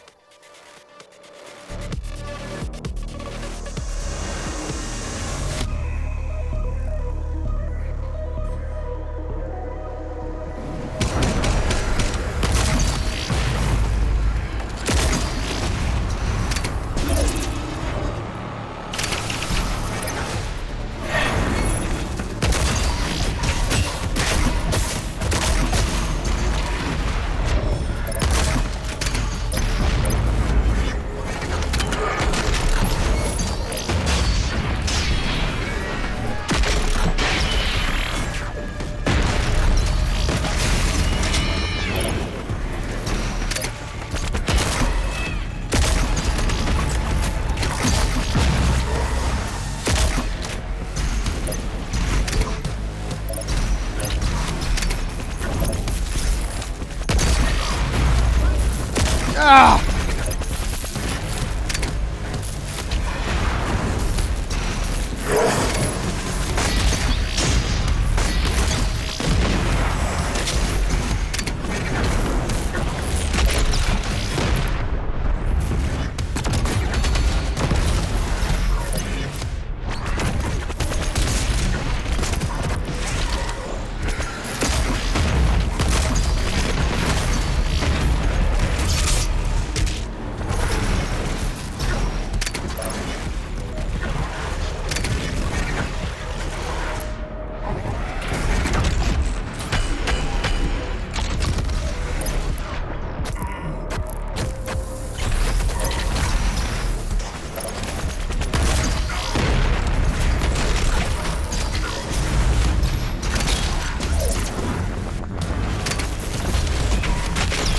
Oh, he's overpowered!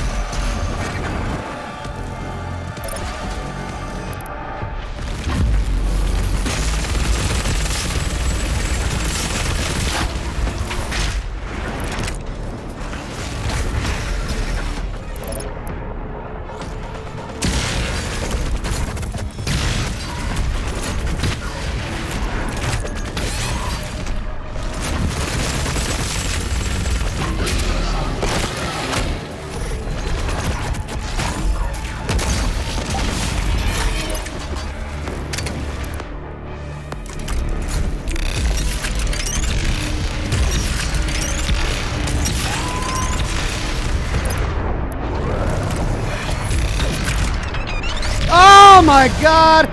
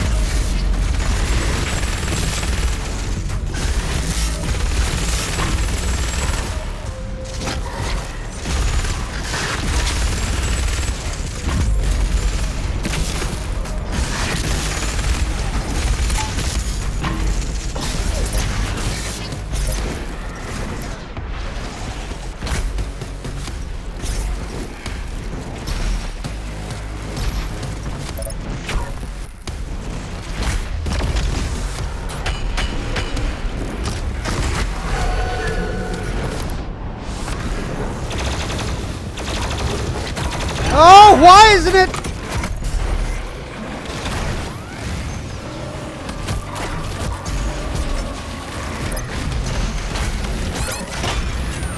Why is it doing it now?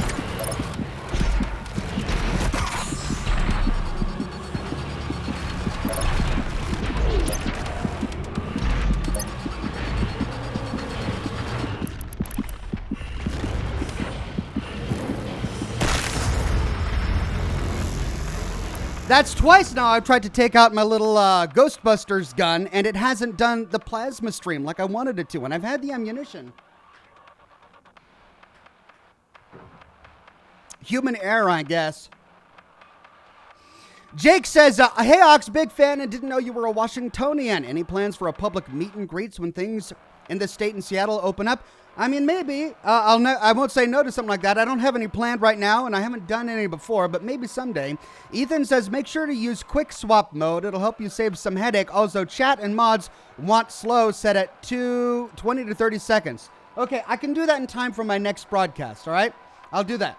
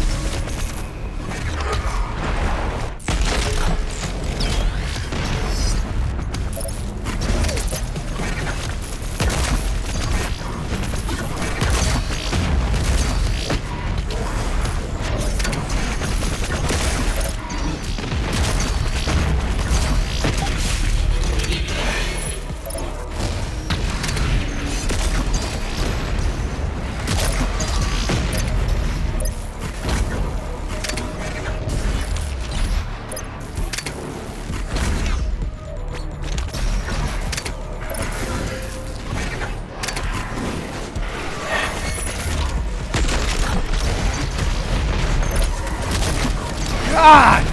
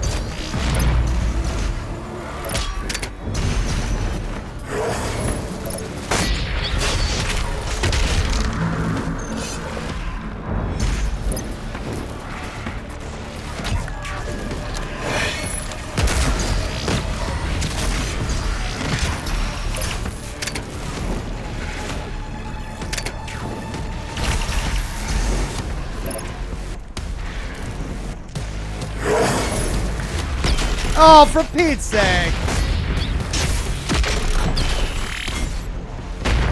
Finally!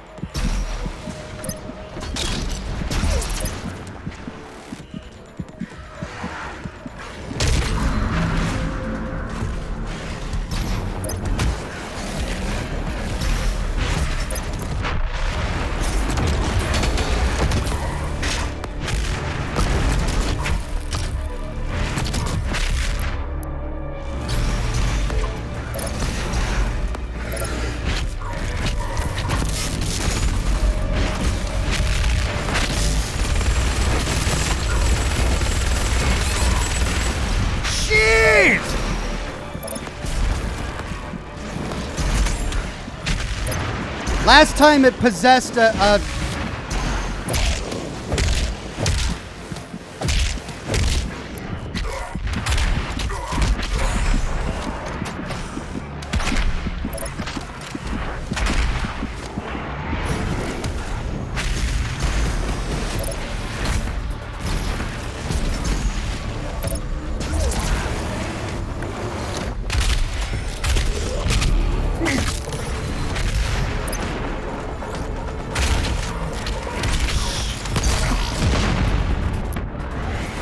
No! There we go.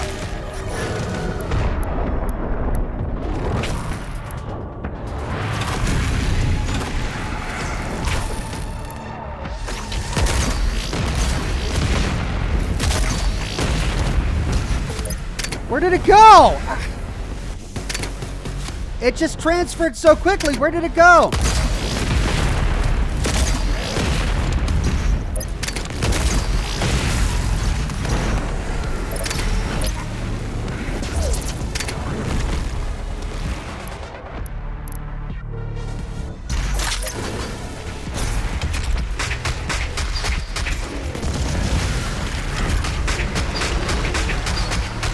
Oh, into that one.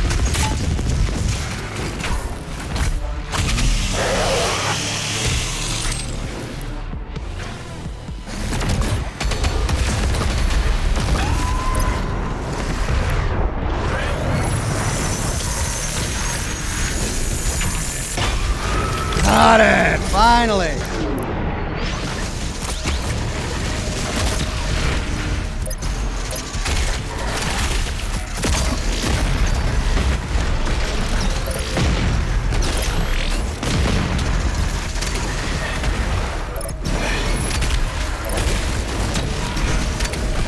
God!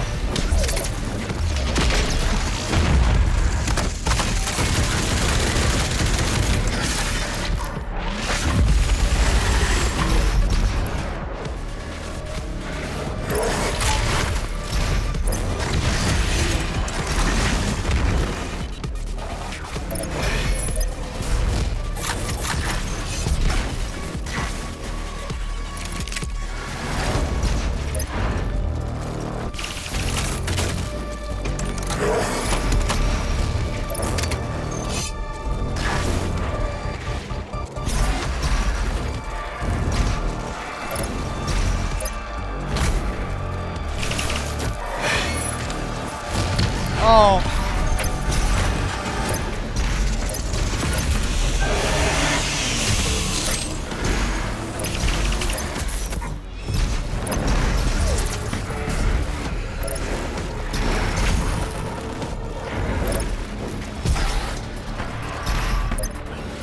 Where are you?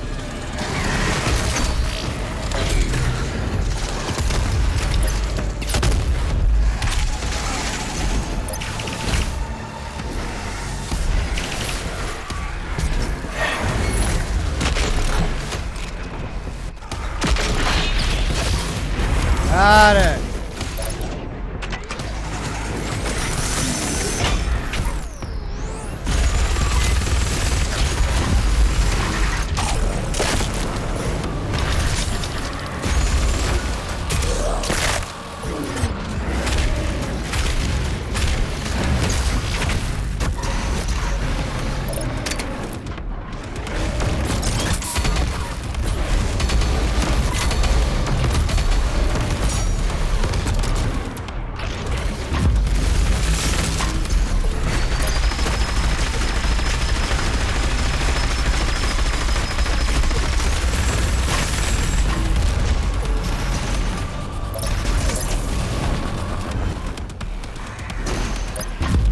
Oh, God.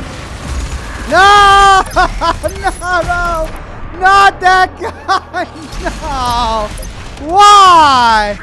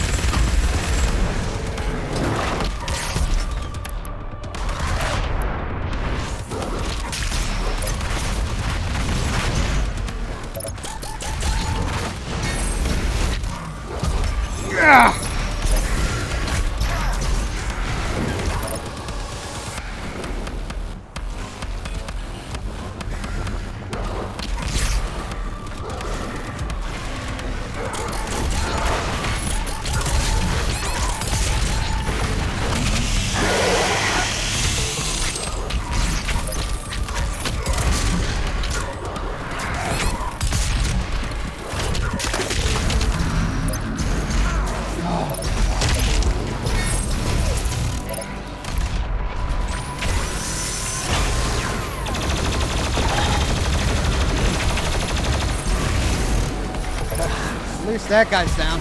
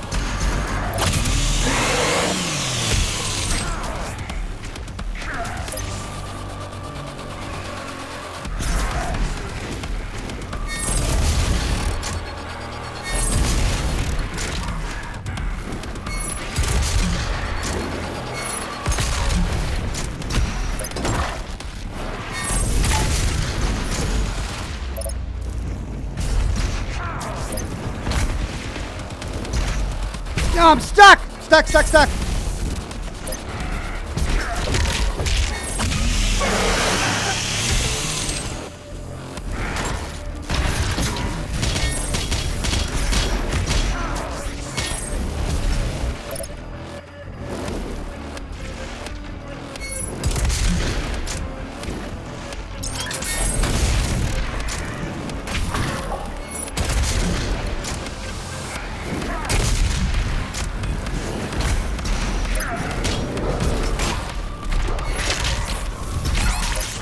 Oh my gosh, if I die here...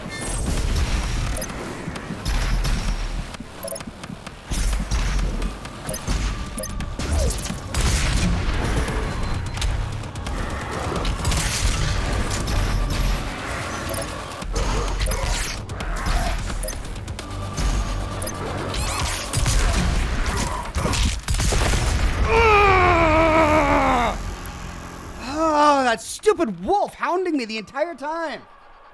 Jeez.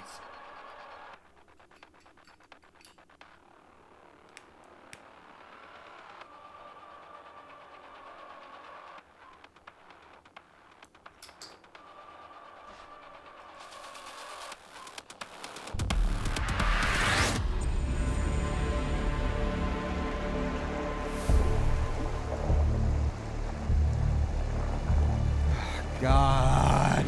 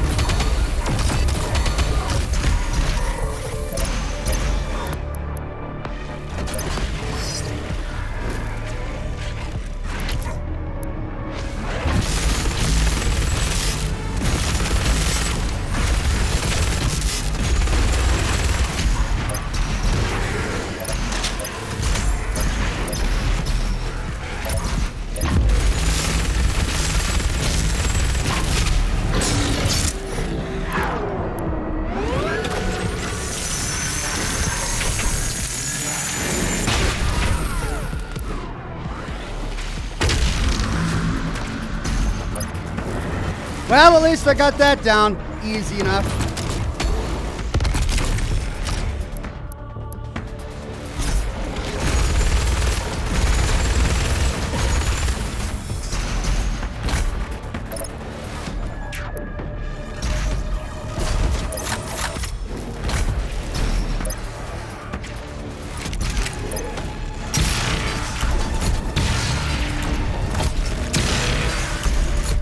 Oh, come on!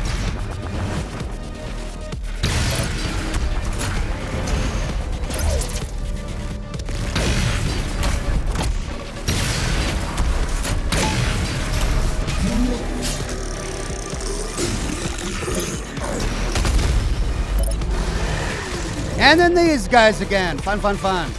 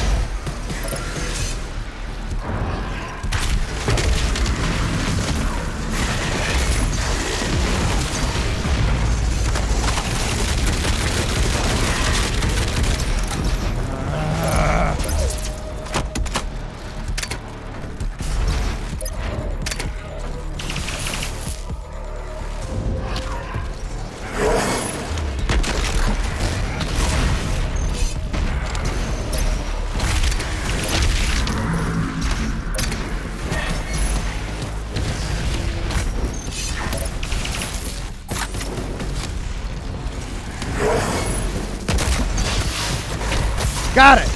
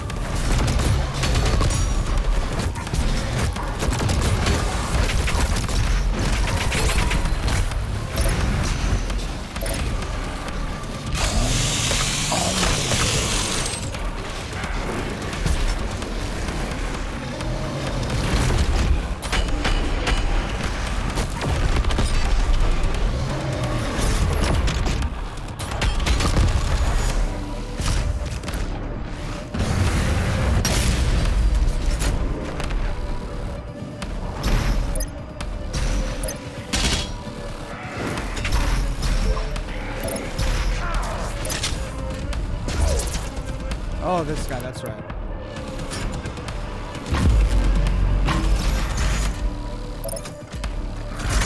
Ah!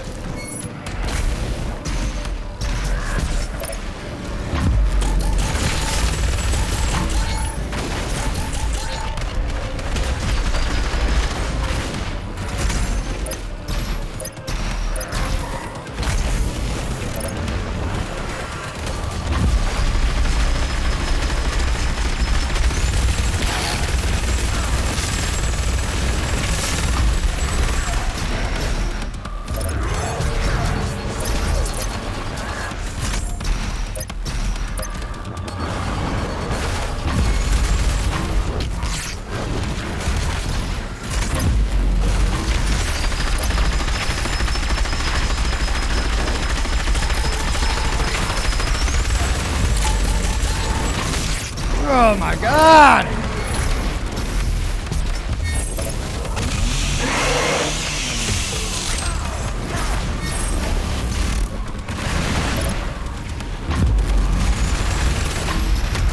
Got him!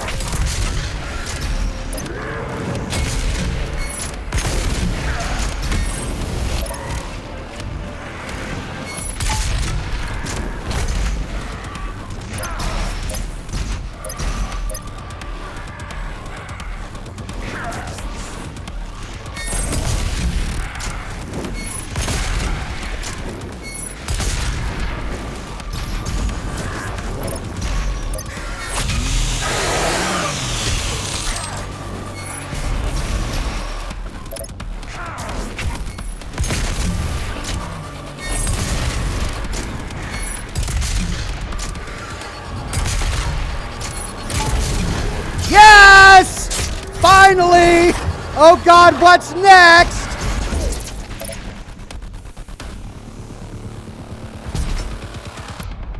I said, oh God, what's next?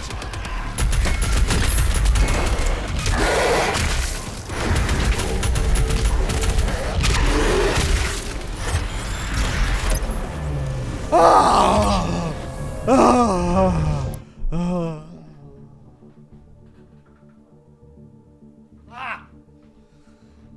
Ethan says, I saw in chat that people really want to see your heart rate.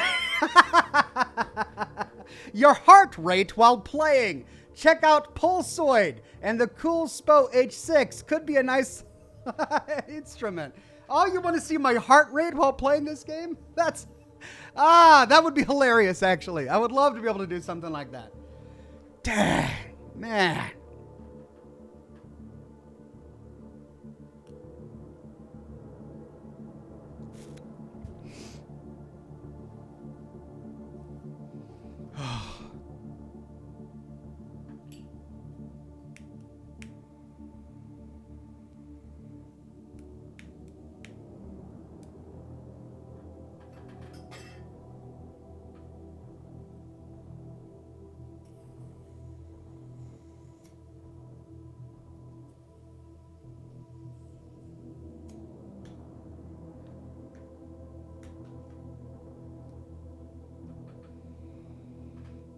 Josh Bunton says, Ox, God can't hear you. You killed him, remember? Yeah.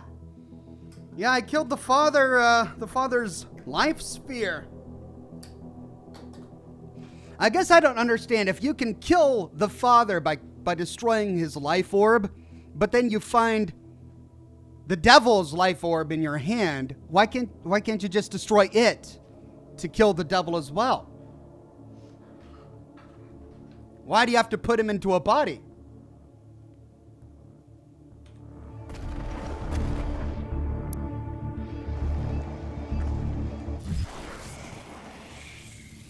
Oh, that was the worst one yet.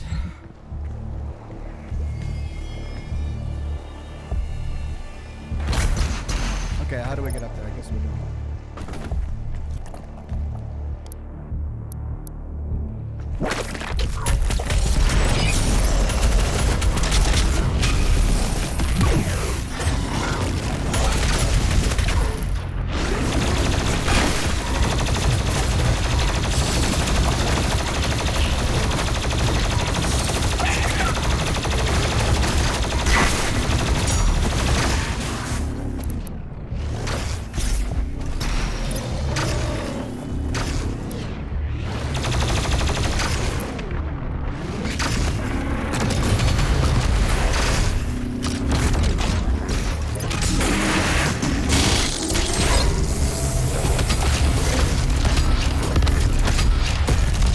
Doggone force field summoning check.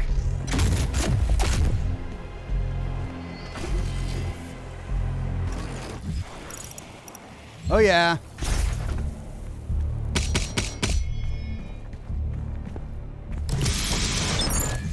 Bingo.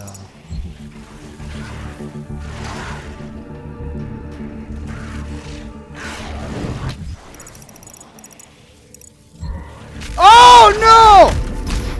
No!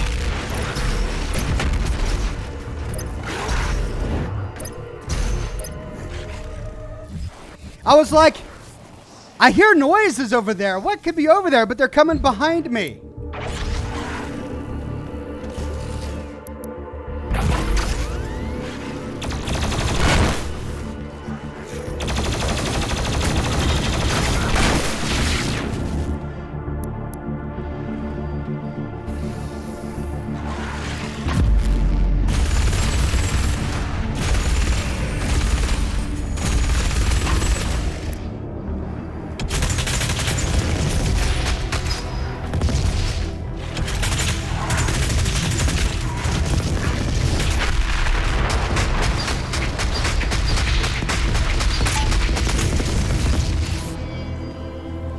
More?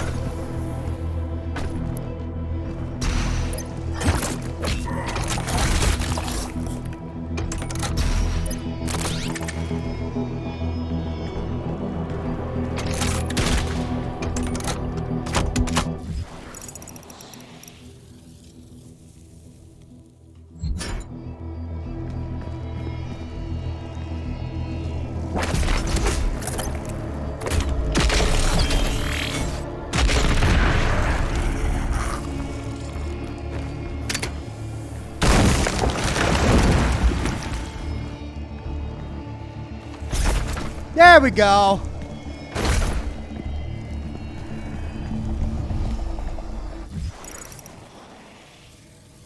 Okay, so there's another one up to the left, and there's a Slayer gate to the right.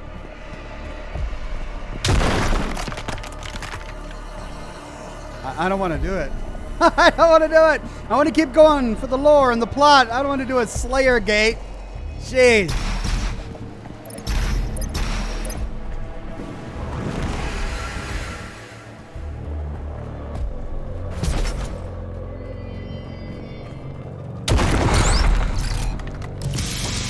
Well, they're giving me all sorts of extra lives right now. I wonder if that's a sign.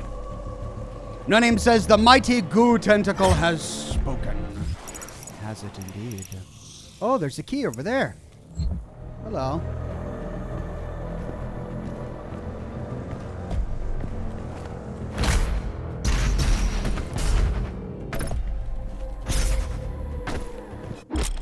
Slayer key. The Slayer key will unlock a nearby Slayer gate. Completing a Slayer gate awards a support rune. Slayer keys are hidden when playing with cheat codes.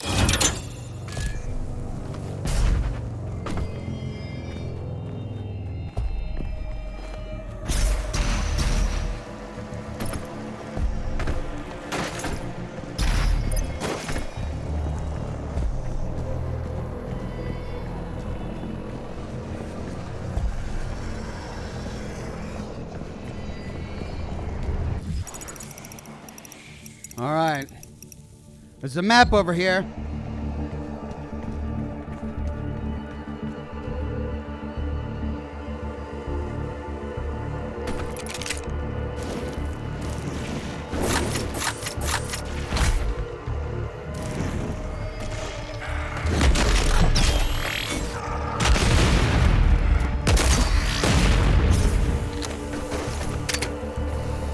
Hello, waterfall.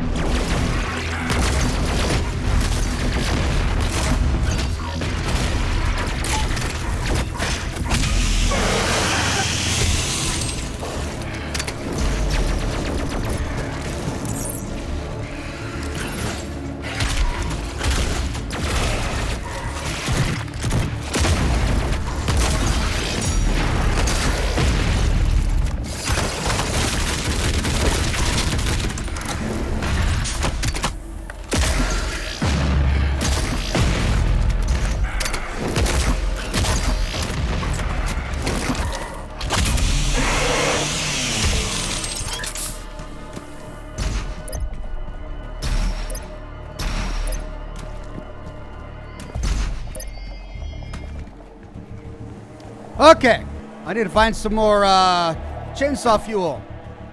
Now, let's see. That goes to the Empyrean, or the Slayer. This is the Slayer gate. The other one was the Empyrean one.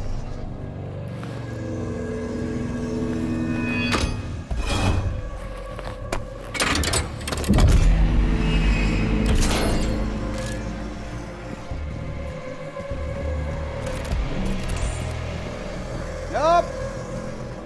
Not gonna do it.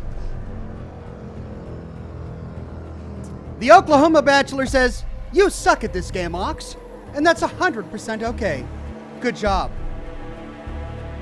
Thanks for the compliment. So glad you're here, my friend. All right, we got the gate, or we got the, oh, we need to go around. But wait a minute, how do we get, there's one of those trees. No, we gotta go around this way.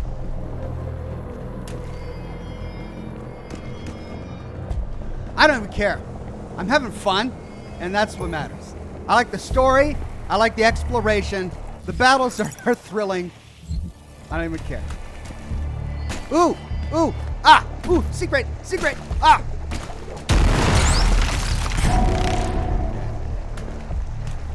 I don't know what it does, but I like it. Okay, gotta get up there.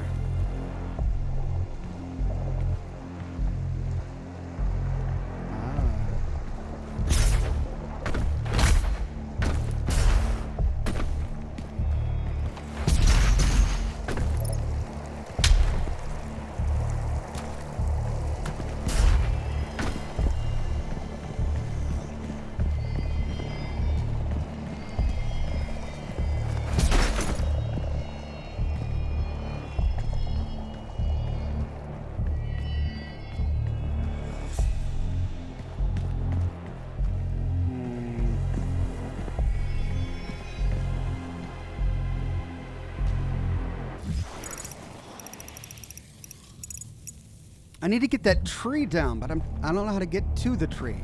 I need to get over there. How do I get over there?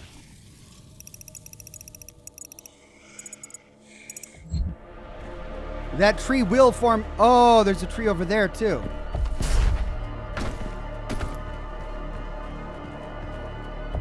Okay, how do I get to that tree?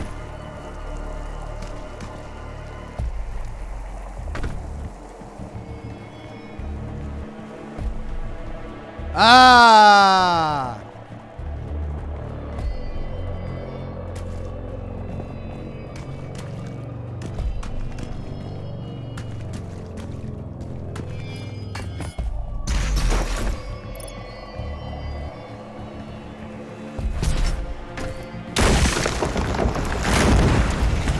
Ah!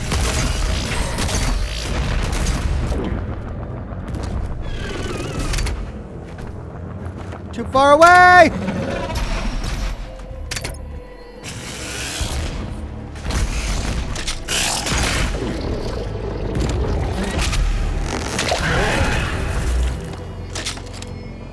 Weren't there two?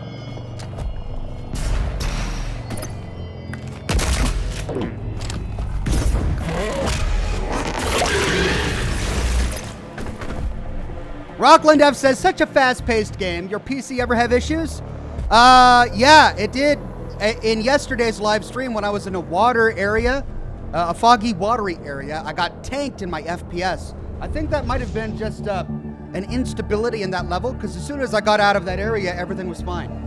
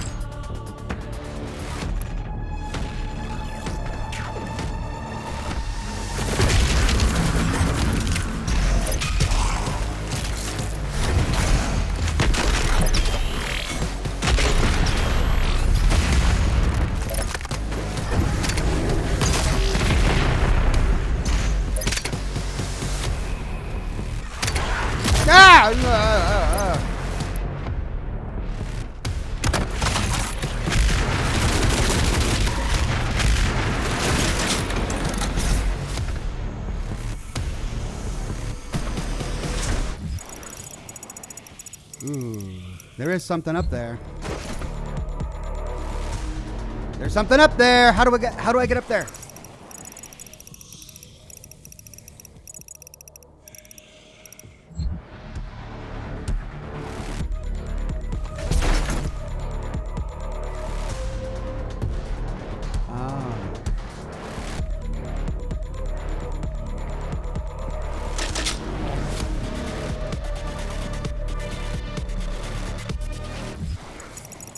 So, a tree. Oh, there's a wall.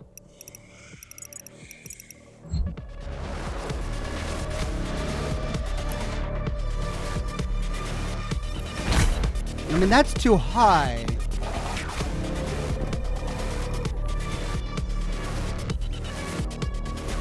Whoa!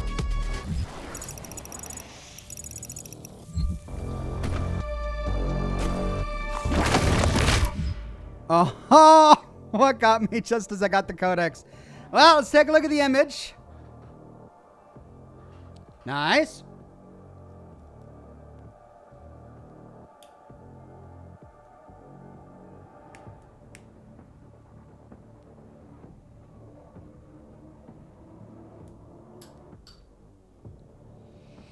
J-Morn says, "Hey Ox, are you going to play/stream the upcoming Cyberpunk 2077? Any chance?" Absolutely. I'm really hoping that they're going to have an option to turn off the nudity. Otherwise, I'm going to get in trouble with YouTube. But if I can get rid of that somehow, either using mods like I did with Witcher 3 or by using some built-in system, then yeah, I'm going to stream it and probably be covering it for many, many months, you know, until we finish the game.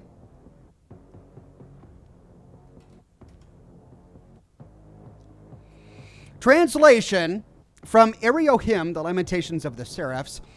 Whispered into existence in the first moment, Urdak bloomed around the Father. The Luminarium is the first place of all places. It is the holiest of all grounds. No living being can draw blood in the Luminarium. Were they to do so, they would lose all access to the powers of resurrection. Blood has never been spilled on its pure and holy floors, no matter what faction walks between the doors, as the Luminarium is the last vestige of the Father's peace in all the corrupted realms. Under its cornerstones, the quantum engines of creation stir. The vast interdimensional structures spin in and out of existence, and they give rise to the energy needed to split essence from physical form, or to restore it. Here in the Luminarium, gods are reborn.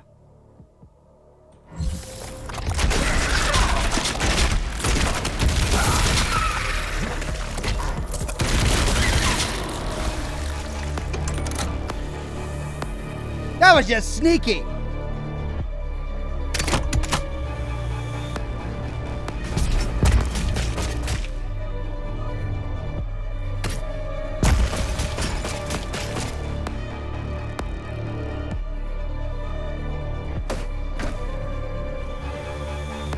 Okay, now to figure out this tree.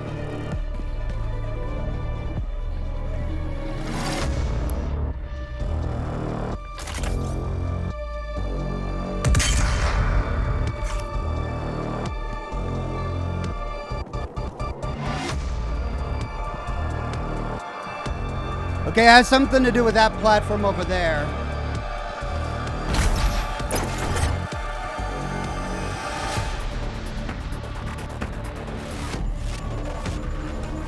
Can I make that? I don't know if I can. Oh, I could from here.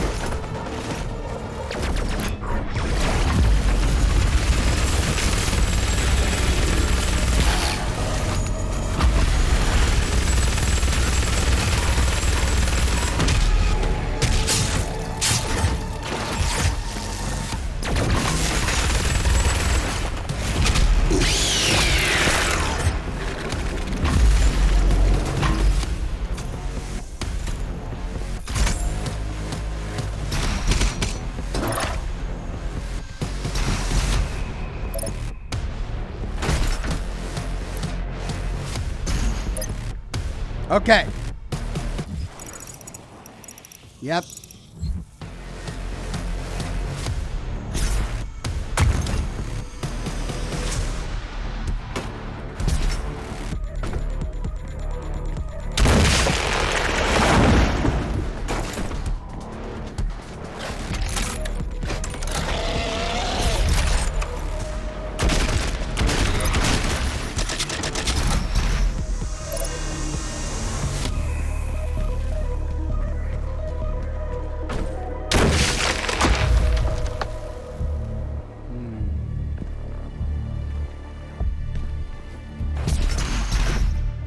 Clever. That's what I shot at earlier, but it was nothing. It was just glowing. Okay. I think I got all the secrets over here. I can't believe I missed that one codex in the last level. That's really going to bother me. Okay, so we've got some Argent Plasma over here, which I got to get. I'm going to need it for the last battle, I'm sure. But we need to go around here. That goes below, then up over here, around there to there, and then cross over here. Look how far we got to go. We're not going to get it by the end of the program. How many more hours do we have? We've got an hour and 10 minutes. That's not enough time.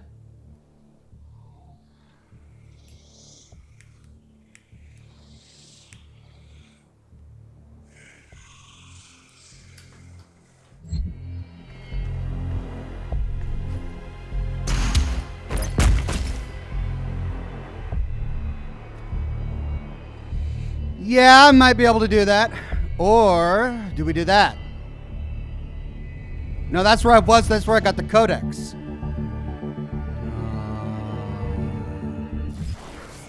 Yeah, I'm going to have to go over there.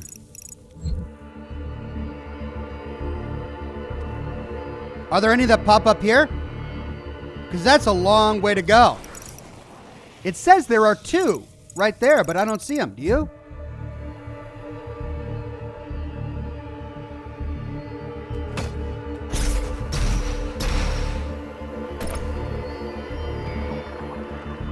Chua!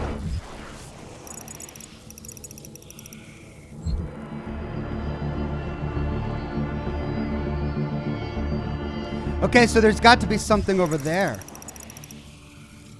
Right there. On the second one. Okay, I'm gonna wait until they fall down, then we can jump across.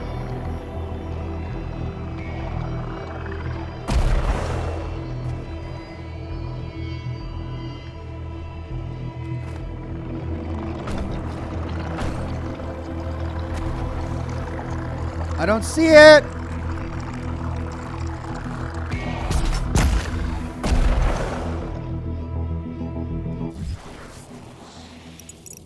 It says there's a platform right there.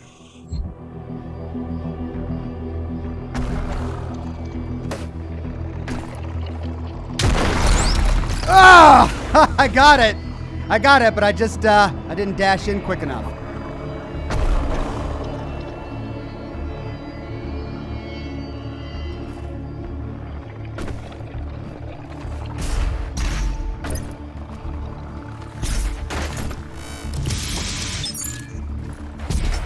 Got it.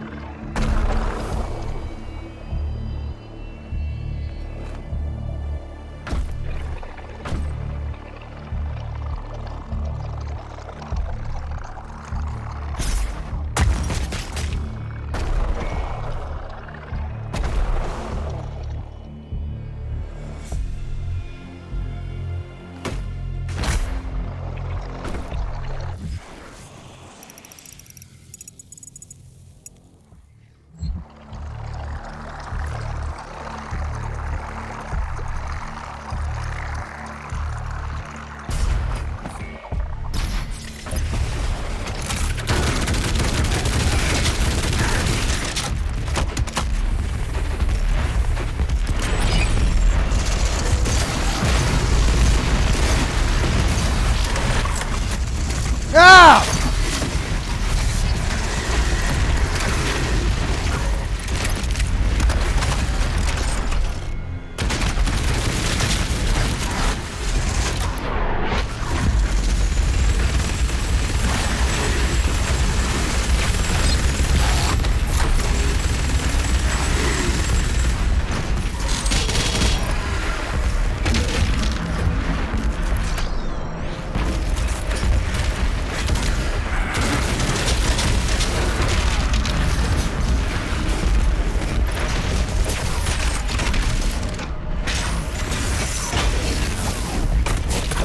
Oh my God.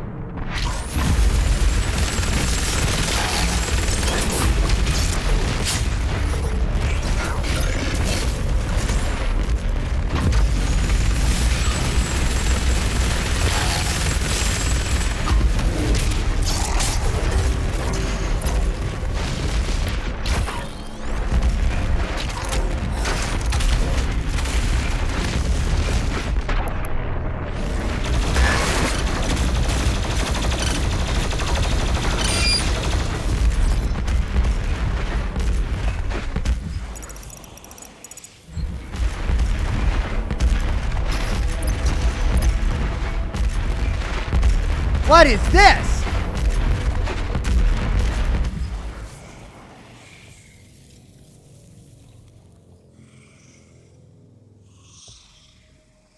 Okay. Argent plasma on the platform far to the right. Looks pretty easy to get to. I should be able to just hop there.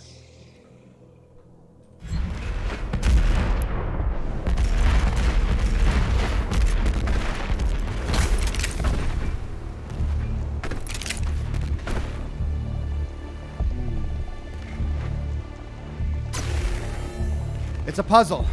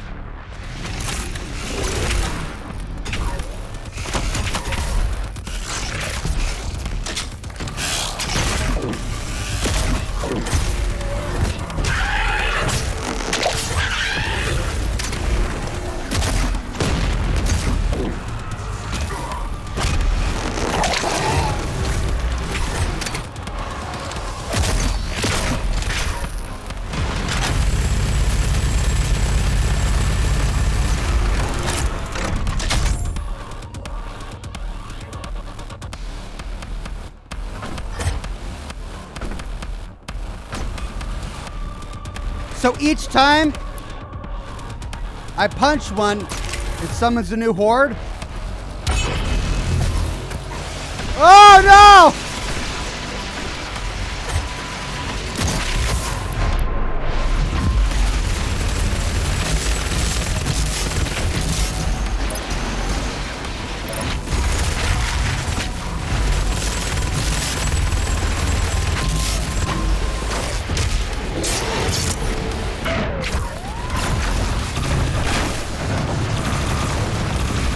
Oh, come on!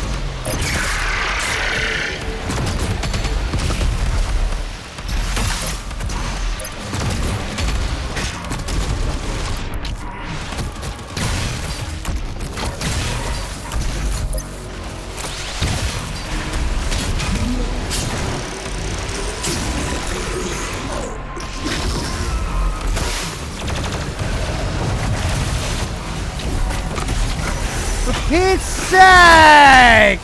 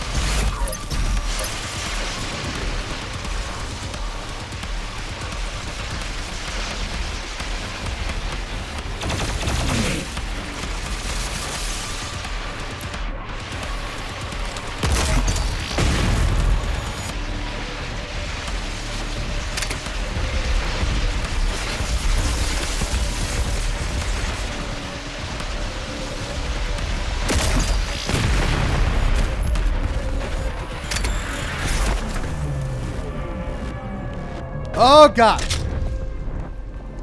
What will be next?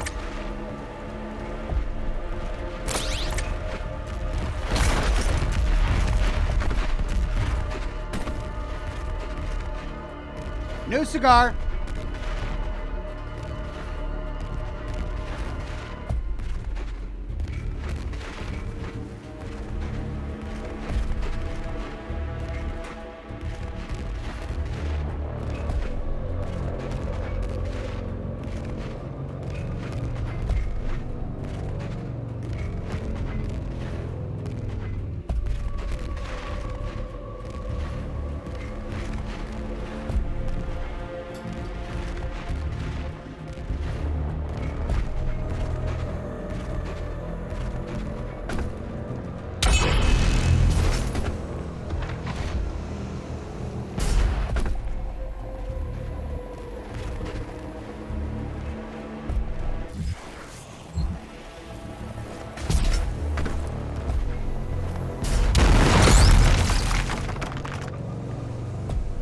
All right.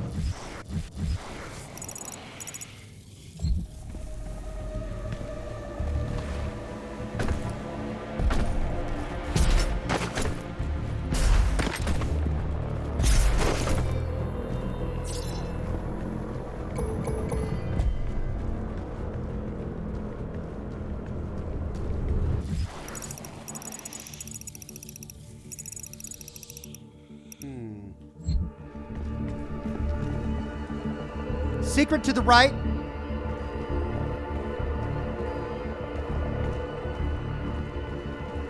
It is clear that I am what was known as the Father.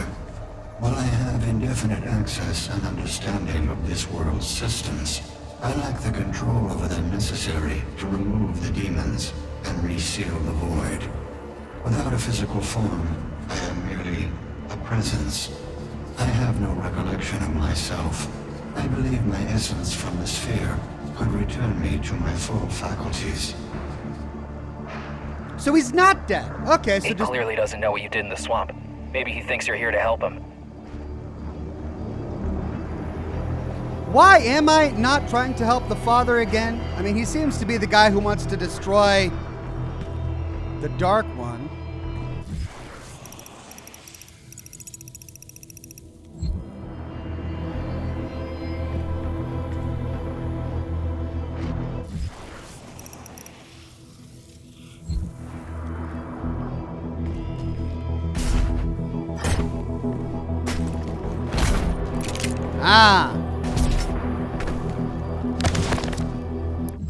Part 10.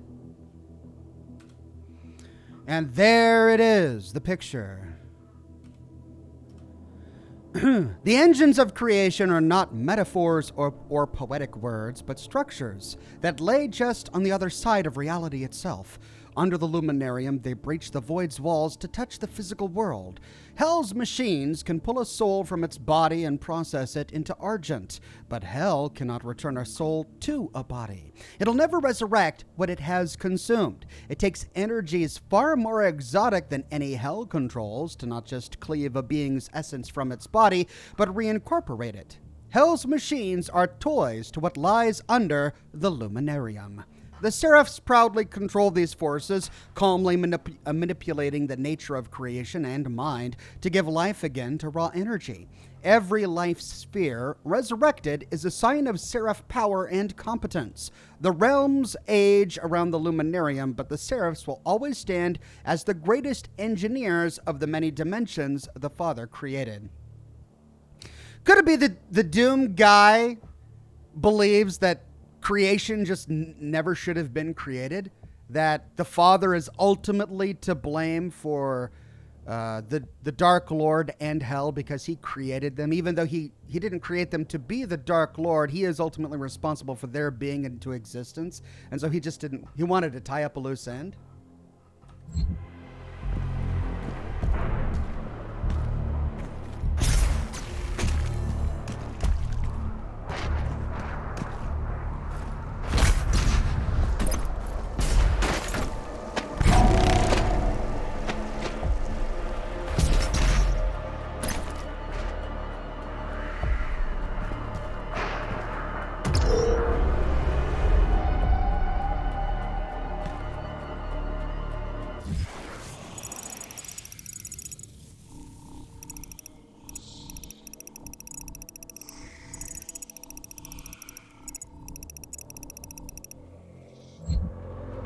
Here we go.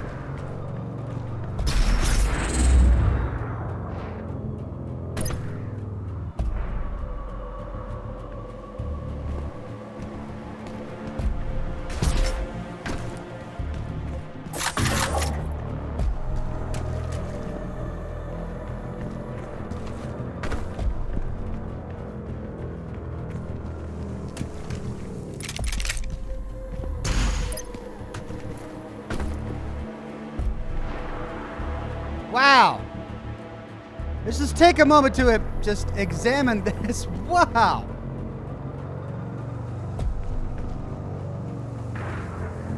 Is all of that orbiting around whatever planet we're on? Oh no, that's the planet.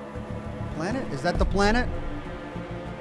It's just an enormous amount of destruction floating in the atmosphere.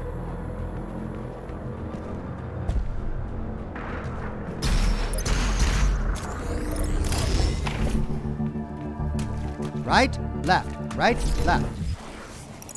Doesn't matter.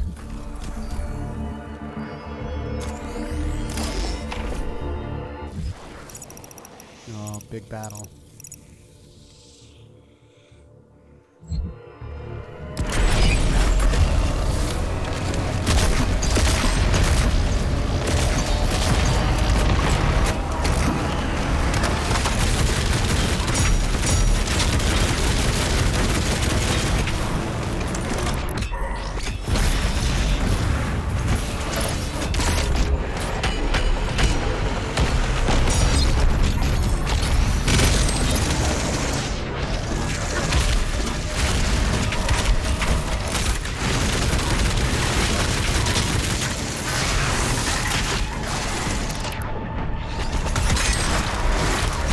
Oh my God!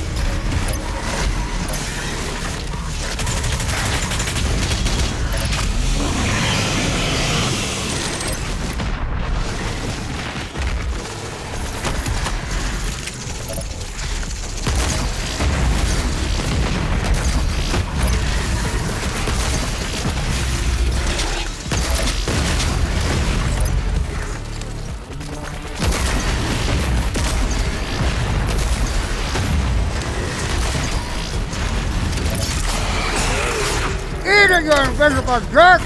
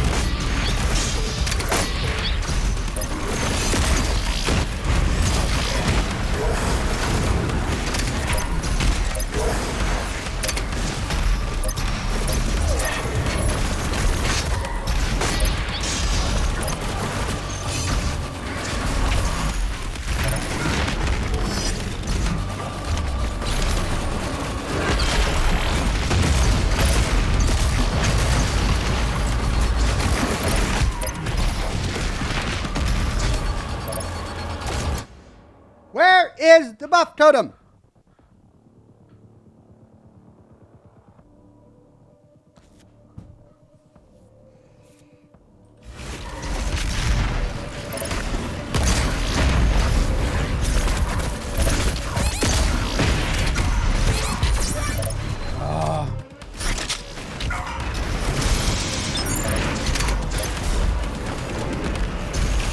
Where is the buff totem? There, finally.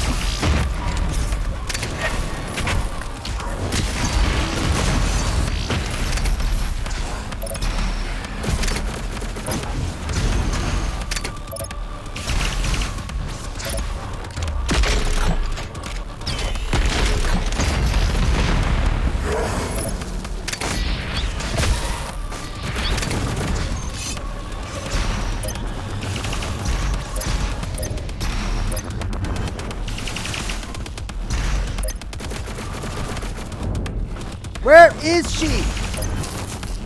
There.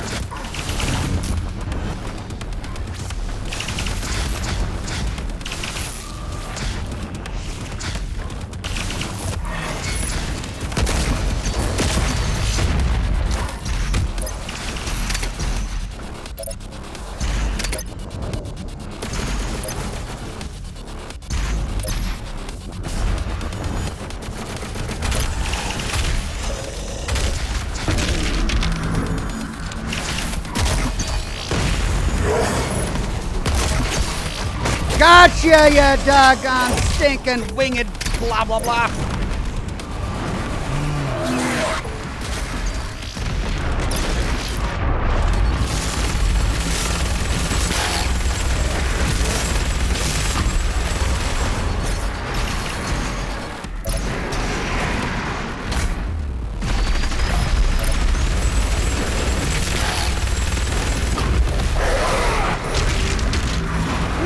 Another one!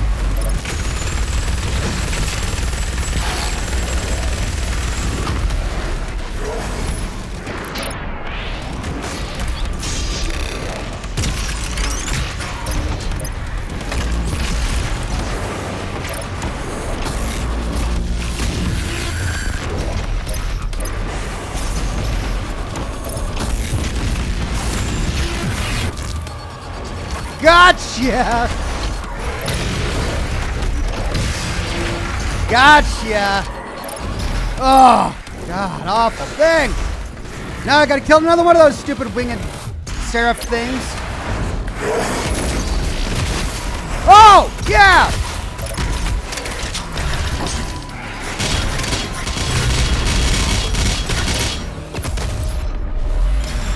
Oh, oh, and I didn't even die. I mean, I almost died a couple of times, if not for my runes, but I got that those one-ups back. Okay, what am I doing now? I'm just in a daze. All right, there's an Empyrean gate over there. I got the Argent Plasma, and I didn't use the Argent Plasma. What?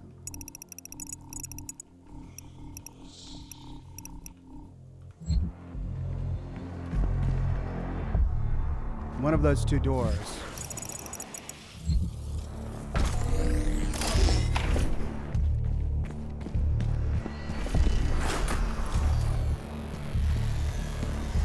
Oh, I need a key. Do I need a key for that? Was there a key I missed? I mean, there is that pedestal right there. Was it on that pedestal?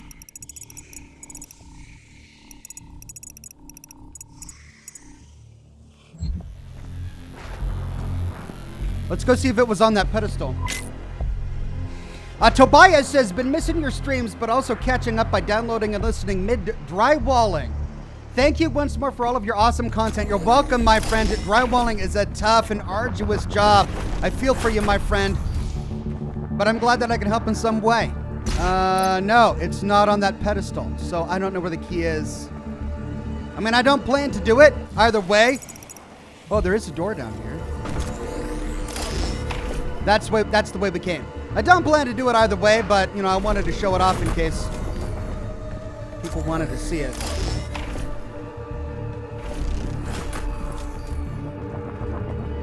I have a feeling it would be down here somewhere. Well, I'm not going to waste too much time looking for it. All right, let's just go back.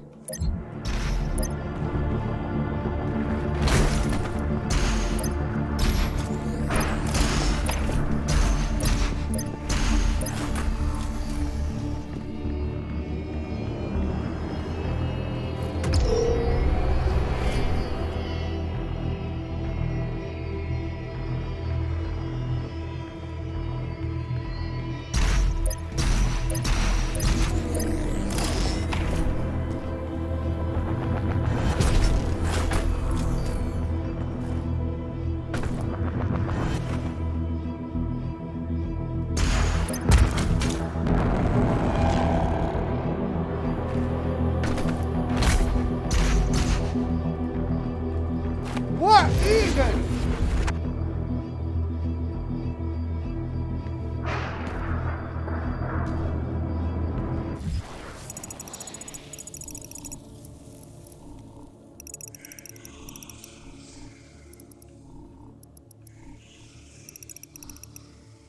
Okay.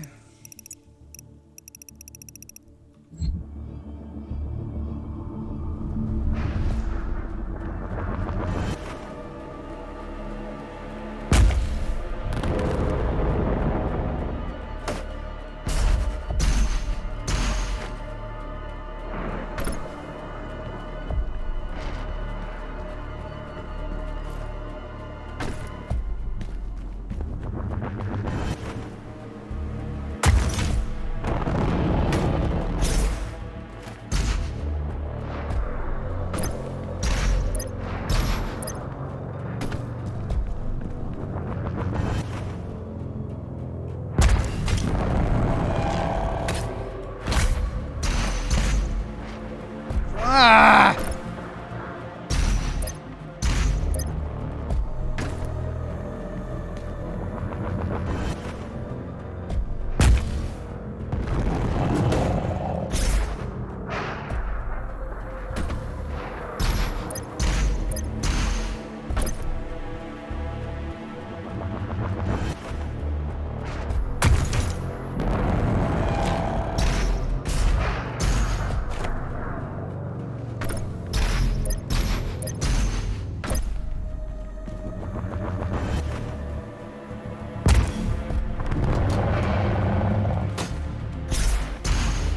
What am I doing wrong? I double jump.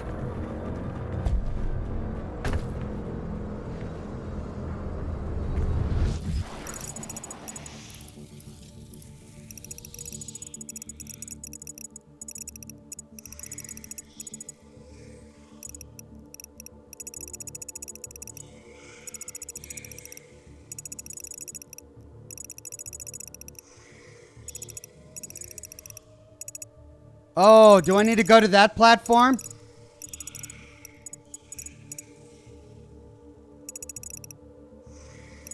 Oh, down there?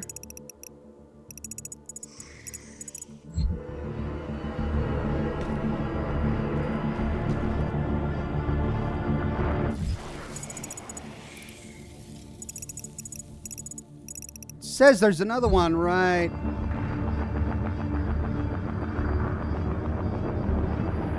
But I don't see it.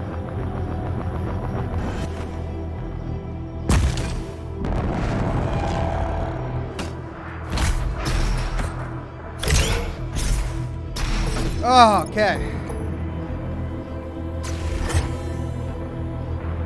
I still don't see the other platform that's supposed to be there.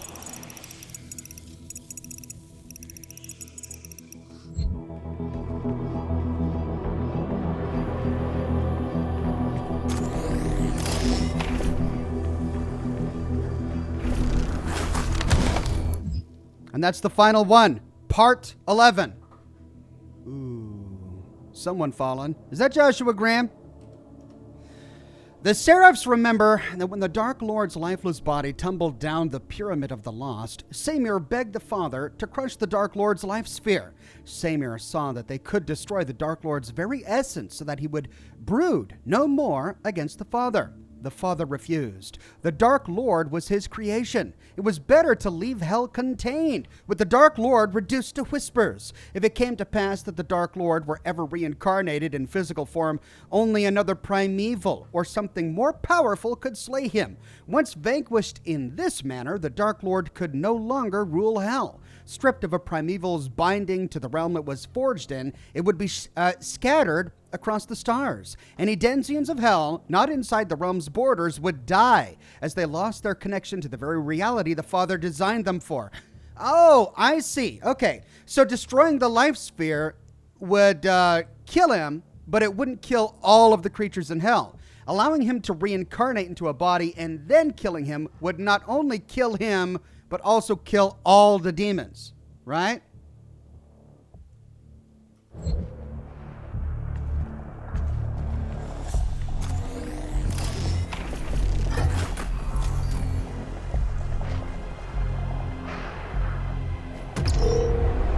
You are here to restore order to my world.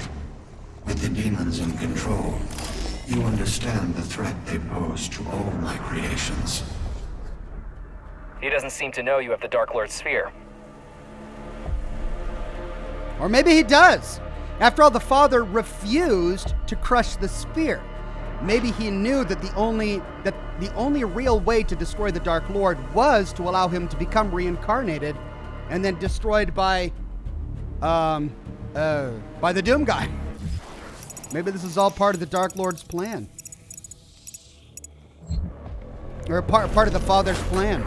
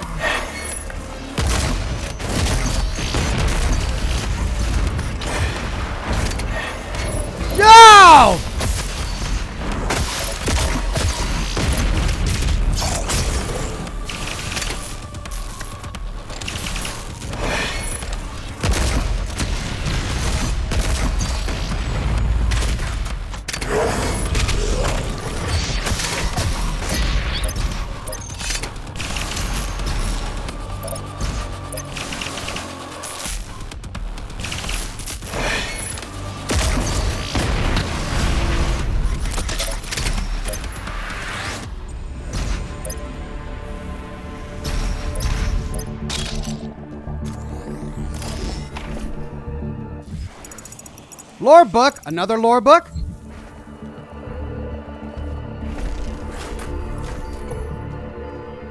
I thought I got the last one.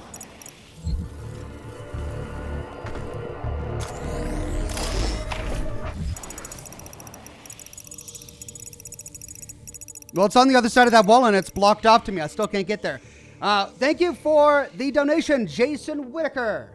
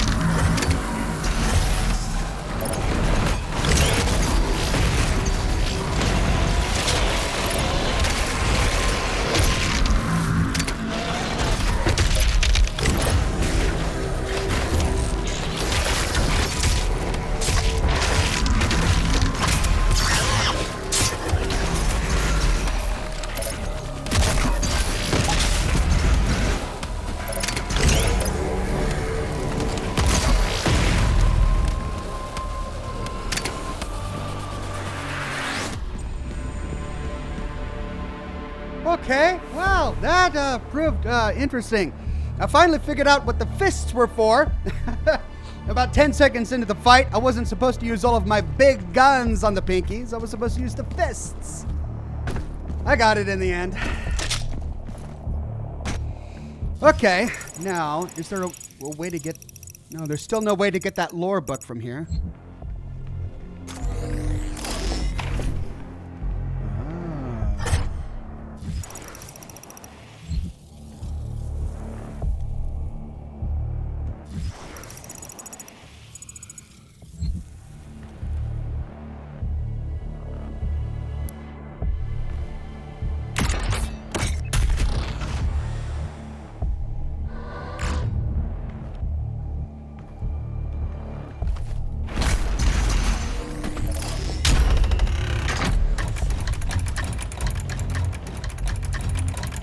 What does it do? What does it do? What's that?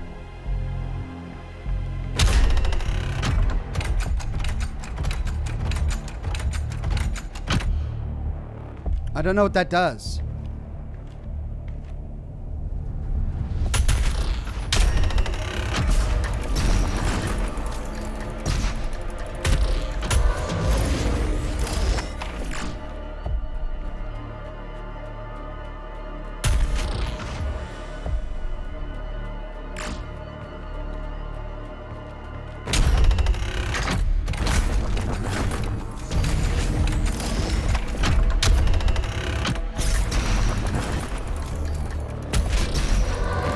Oh, so close. I figured it out.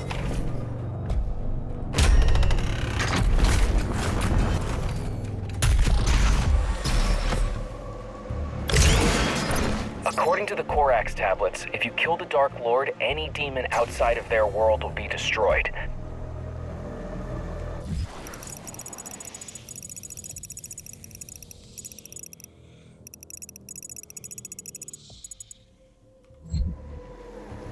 There's that codex over there.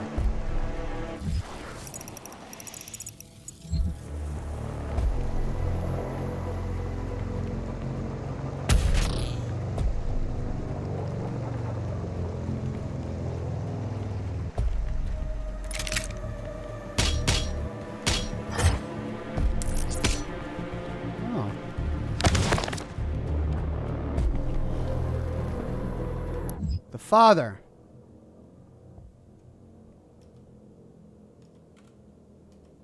The Father, the creator of all things, served as the guiding light for the makers of Urdak for untold eons before vanishing from their realm. Ageless and formless, the logic and power of the Father gave birth to untold dimensions and worlds, giving rise to numerous species and civilizations. Regarding Hell as a failed creation, the Father ordered his most loyal servants to remove his life sphere from Urdak and hide it away within Ingmor's sanctum as his consciousness was reformed into the AI known as Vega. Vega's the Father? As Vega, he could in secret continue to watch over his creations on Earth while obscuring himself from the Dark Lord, whose war against his creator is unending. His spirit and mind divided, the Father can no longer take physical form after the destruction of his life sphere by the Slayer. His presence remains within existence, immutable and immeasurable, observing as the consequences of the Slayer's actions drive destiny forward. Vega was the Father all this time? Gertie the Grump says, a little something for the ripping and tearing with a very generous donation. Thank you so much.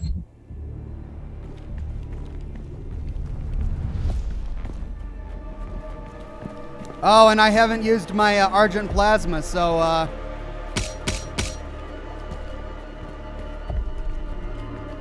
I don't get that one.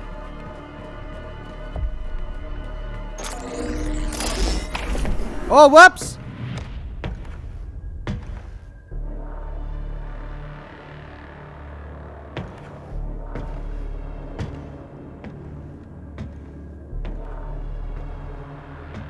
Your reckless mission ends now.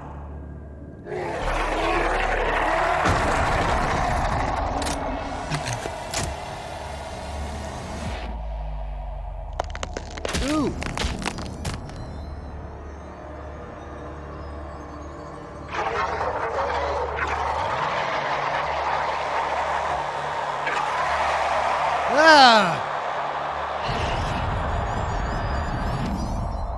How did he get here?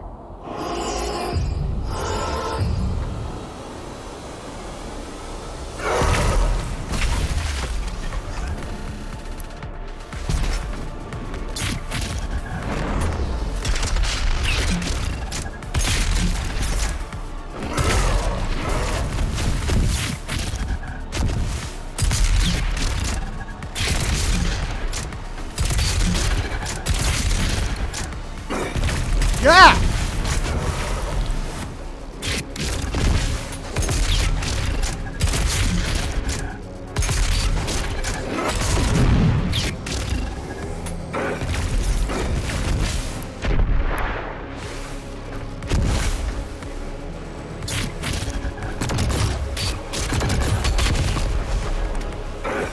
So he's too fast for any other kind of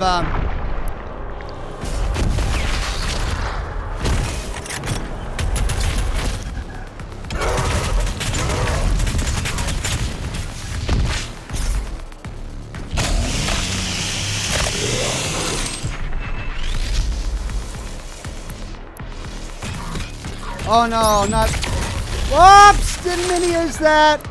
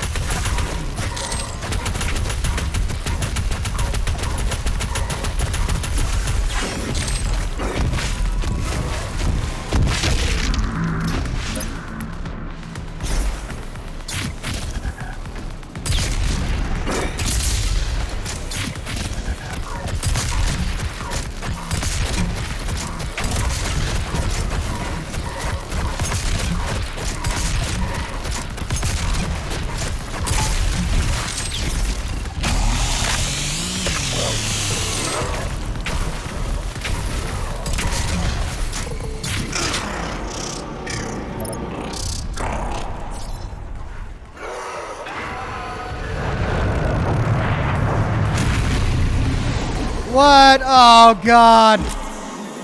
When Samir activates his spirit shield, kill the spirits to make him vulnerable. Oh, my God.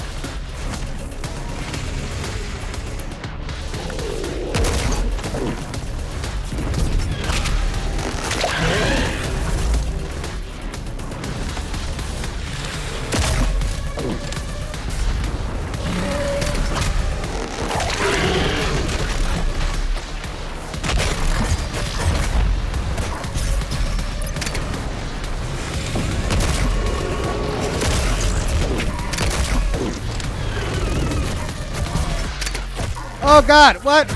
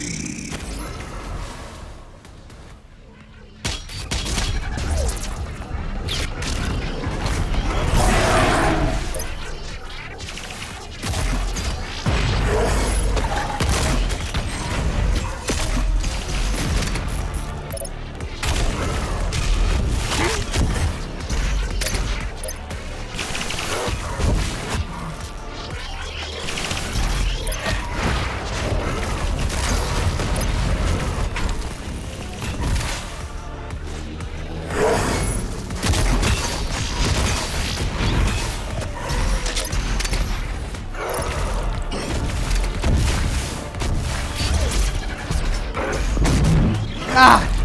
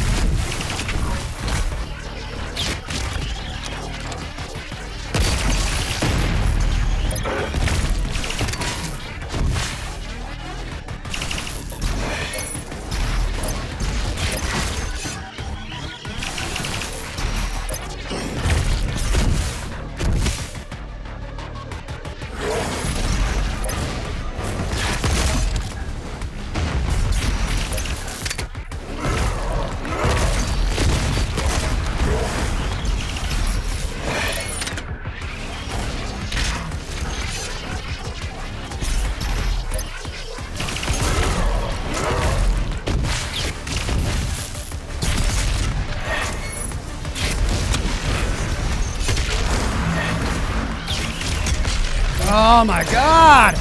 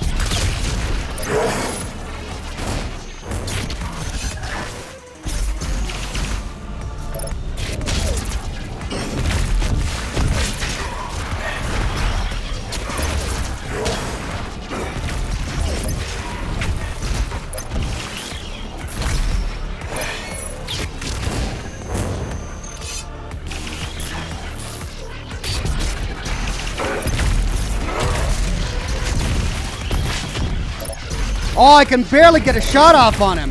If I kill the other guy, it's going to be a waste of time because he just spawns another.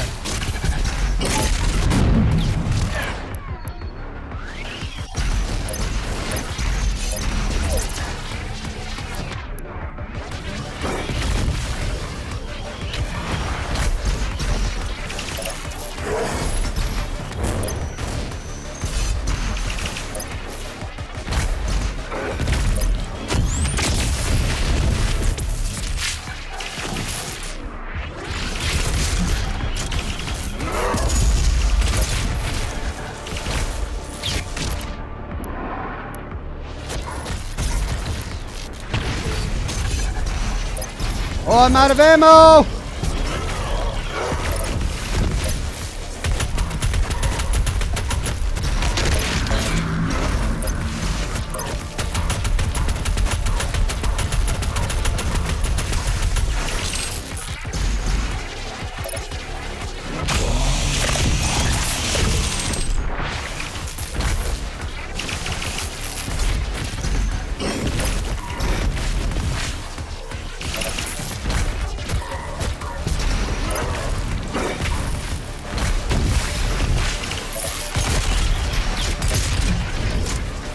Where'd he go? Oh.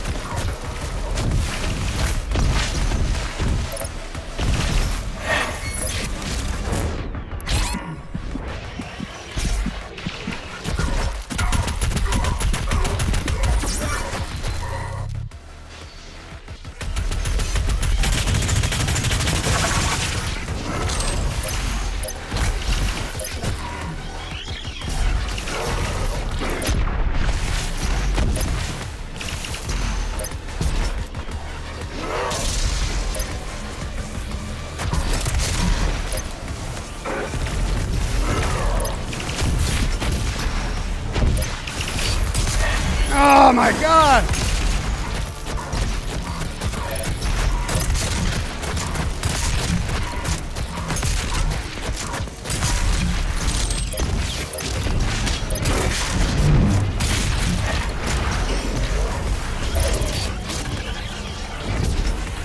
Almost!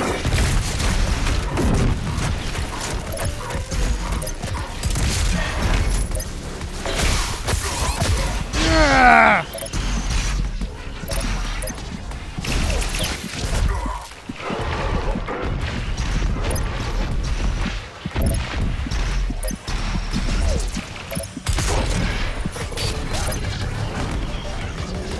Jeez.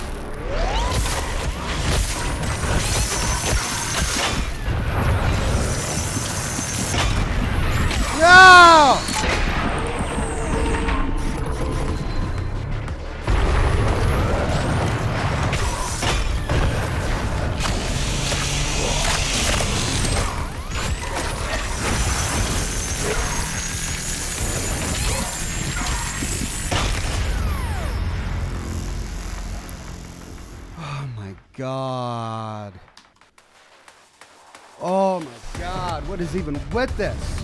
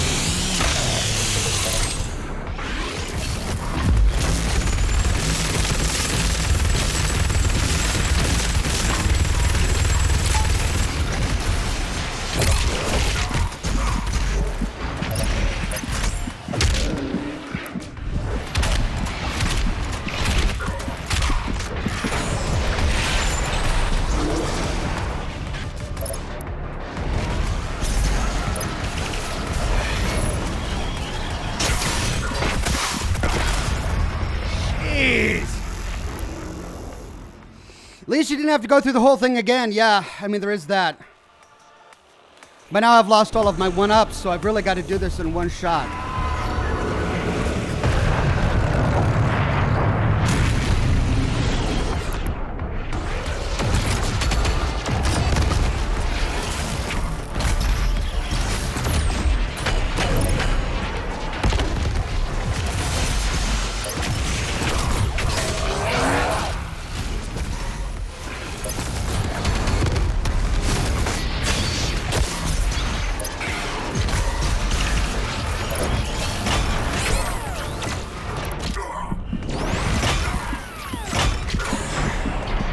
There's just no minions around to get extra life from.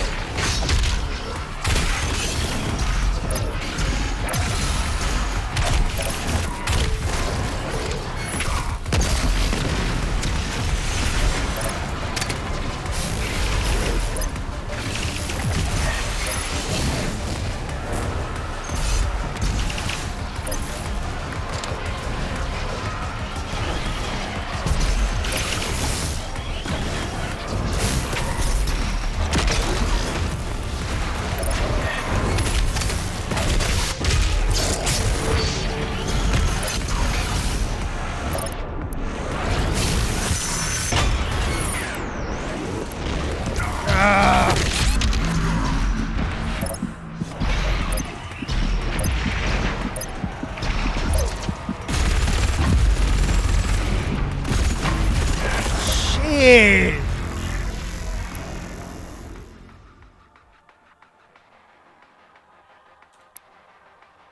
Okay.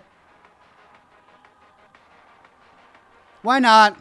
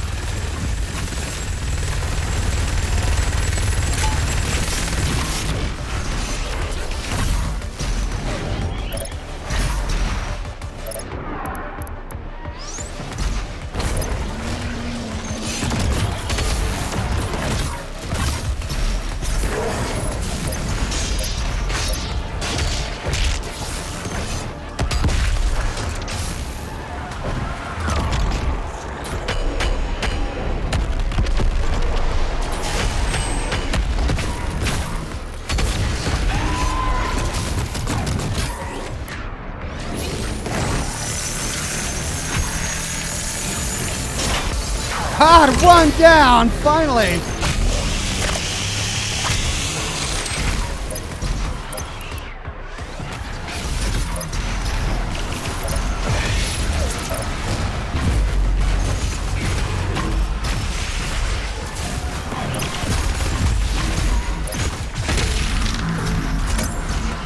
Where's the other one?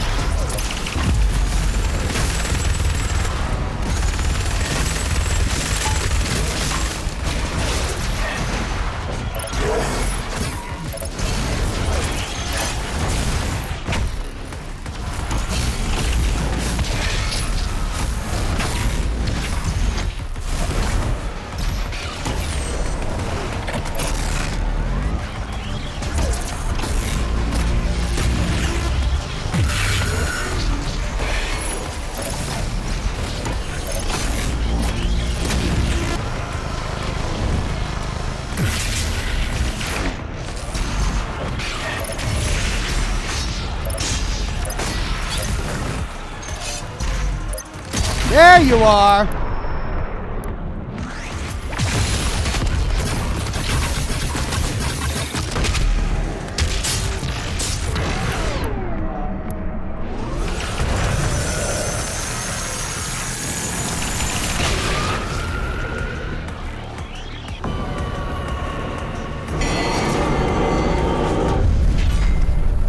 He was my servant. On my command, he removed me from this place.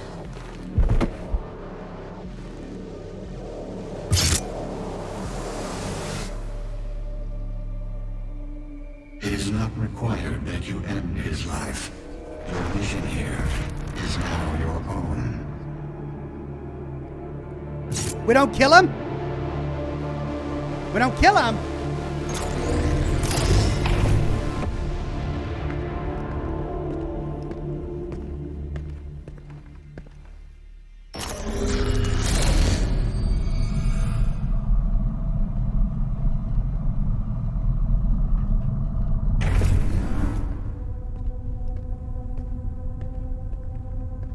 The consequences of your actions here are irreversible.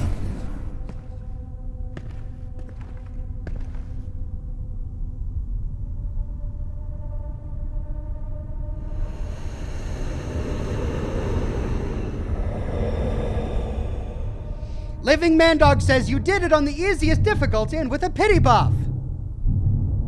I mean, you're not wrong. Screw you.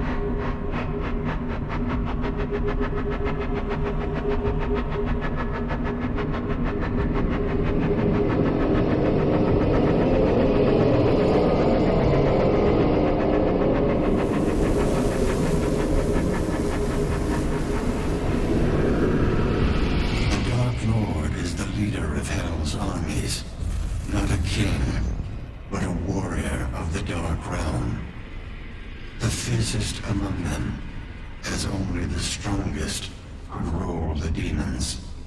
What? Oh no. It is you, in their world. What? To be continued? We resurrected a doppelganger of ourselves?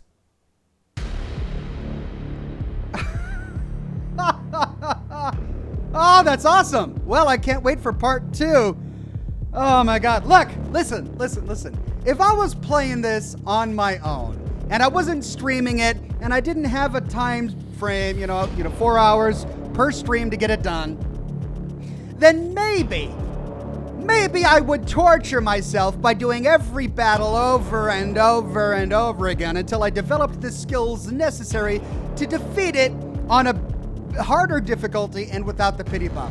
But I've got like 2 minutes left in the broadcast. I don't want to add another day to this DLC where all I do the entire time is play the same battles over and over again to an audience. So for the sake, this is how I'm reasoning it to myself, this is my rationale. For the sake of the broadcast, right? For the sake of the broadcast, I took the pity buff to defeat the endgame boss so that we can get the story, you know, and all of the lore and move on to something else in the next broadcast. That's the reason, right?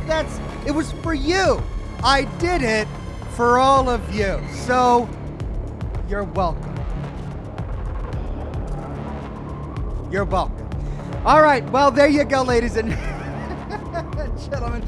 No Name with the tip says this is for your pity buff. Oh, thank you, No Name. You're making me feel a lot better. My sacrifice, it's like my own dignity. I wouldn't have sacrificed my dignity like this had I been playing for myself, you know, but for all of you, really. I didn't want to waste your time, and it was for the greater good. The greater good. Weirdbeard says, sure, Ox, we still love you. Seeing through my conjurings. Anyway, listen, there you go. That's the DLC. I can't wait for part 2. I hope you can't wait for part 2 as well. It's been a blast. Tomorrow, we'll be playing Wasteland 3. It's back to our schedule.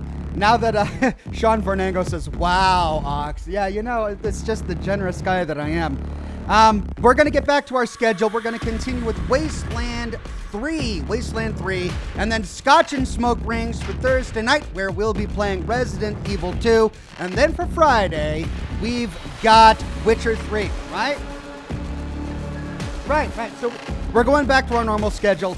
Thank you all for joining me for this broadcast of Doom Eternal, the Ancient Father, whatever it was called, Part 1. I had a blast. I hope you had a blast. Enjoy the rest of your Wednesday. I've got to knuckle down and work on this lore video if I'm going to get it done for the weekend. But it's such a big video, I'm probably not going to get it done for the weekend. It may have to be saved for the following weekend, but we'll see. I'm going to do my best. Anyway, thank you all very much for sticking around. I hope you have a wonderful rest of your Wednesday, and I'll see you all again soon, tomorrow morning, for some Wasteland 3. Now the big question is, do we wait for the credits to roll by? Is there going to be anything after the credits? Is that what they're going to do for us? Or what they're going to do to us? Let's see the time here.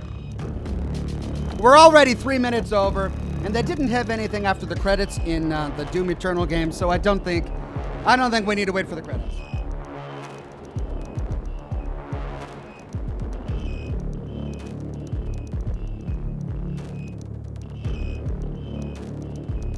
Nero Zufi says, do Silent Hill 2 next, Ox. You know, I've heard really good things about the Silent Hill franchise, and I played Silent Hill 1 on the PlayStation, like way back in the day in the 90s, and I remember being really spooked by it and enjoying it a lot. So maybe we'll have to tackle the Silent Hill games for the broadcast, maybe. Living Man Dog said, Ox said, screw you to me. I'm not going to get my name listed anytime soon. Oh, Living Man Dog, I love you, and I'm so glad you're here. But screw you. I kid. You're great. Tony J says, Ox's College of Barely Passing the Bar. That'll be my next shirt. I've got Oxhorn's Driving School and Oxhorn Barely Passing the Bar.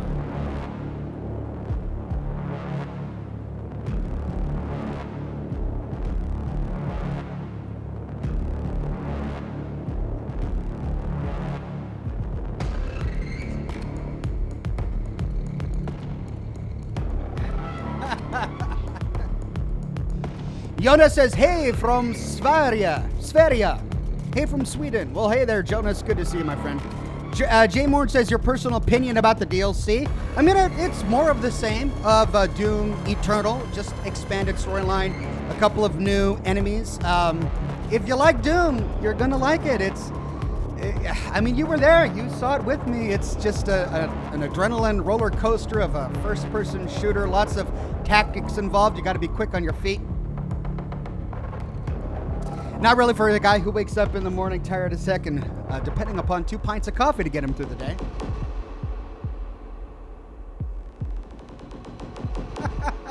But yeah, I enjoyed it. It's good. I'm really digging the world building that they're putting together here and how they're expanding upon the Doom guy's backstory. He's not just a Doom guy. He is the Doom guy, but he's not just the Doom guy as introduced in the original Dooms, especially in Doom Eternal. Not so much in the DLC, but in Doom Eternal, the full game, they really gave us more information about who he was, where he came from, how he became as powerful as he was. They explain it. He's just not a soldier who's really buff. They talk about his entire backstory. So, yeah, no, I like it. It's good. Well, I got to head on out. Otherwise, I'm not going to get any more work done today. So thank you again for joining, and I'll see you all very soon with another live stream of Wasteland 3 tomorrow morning. Bye-bye now.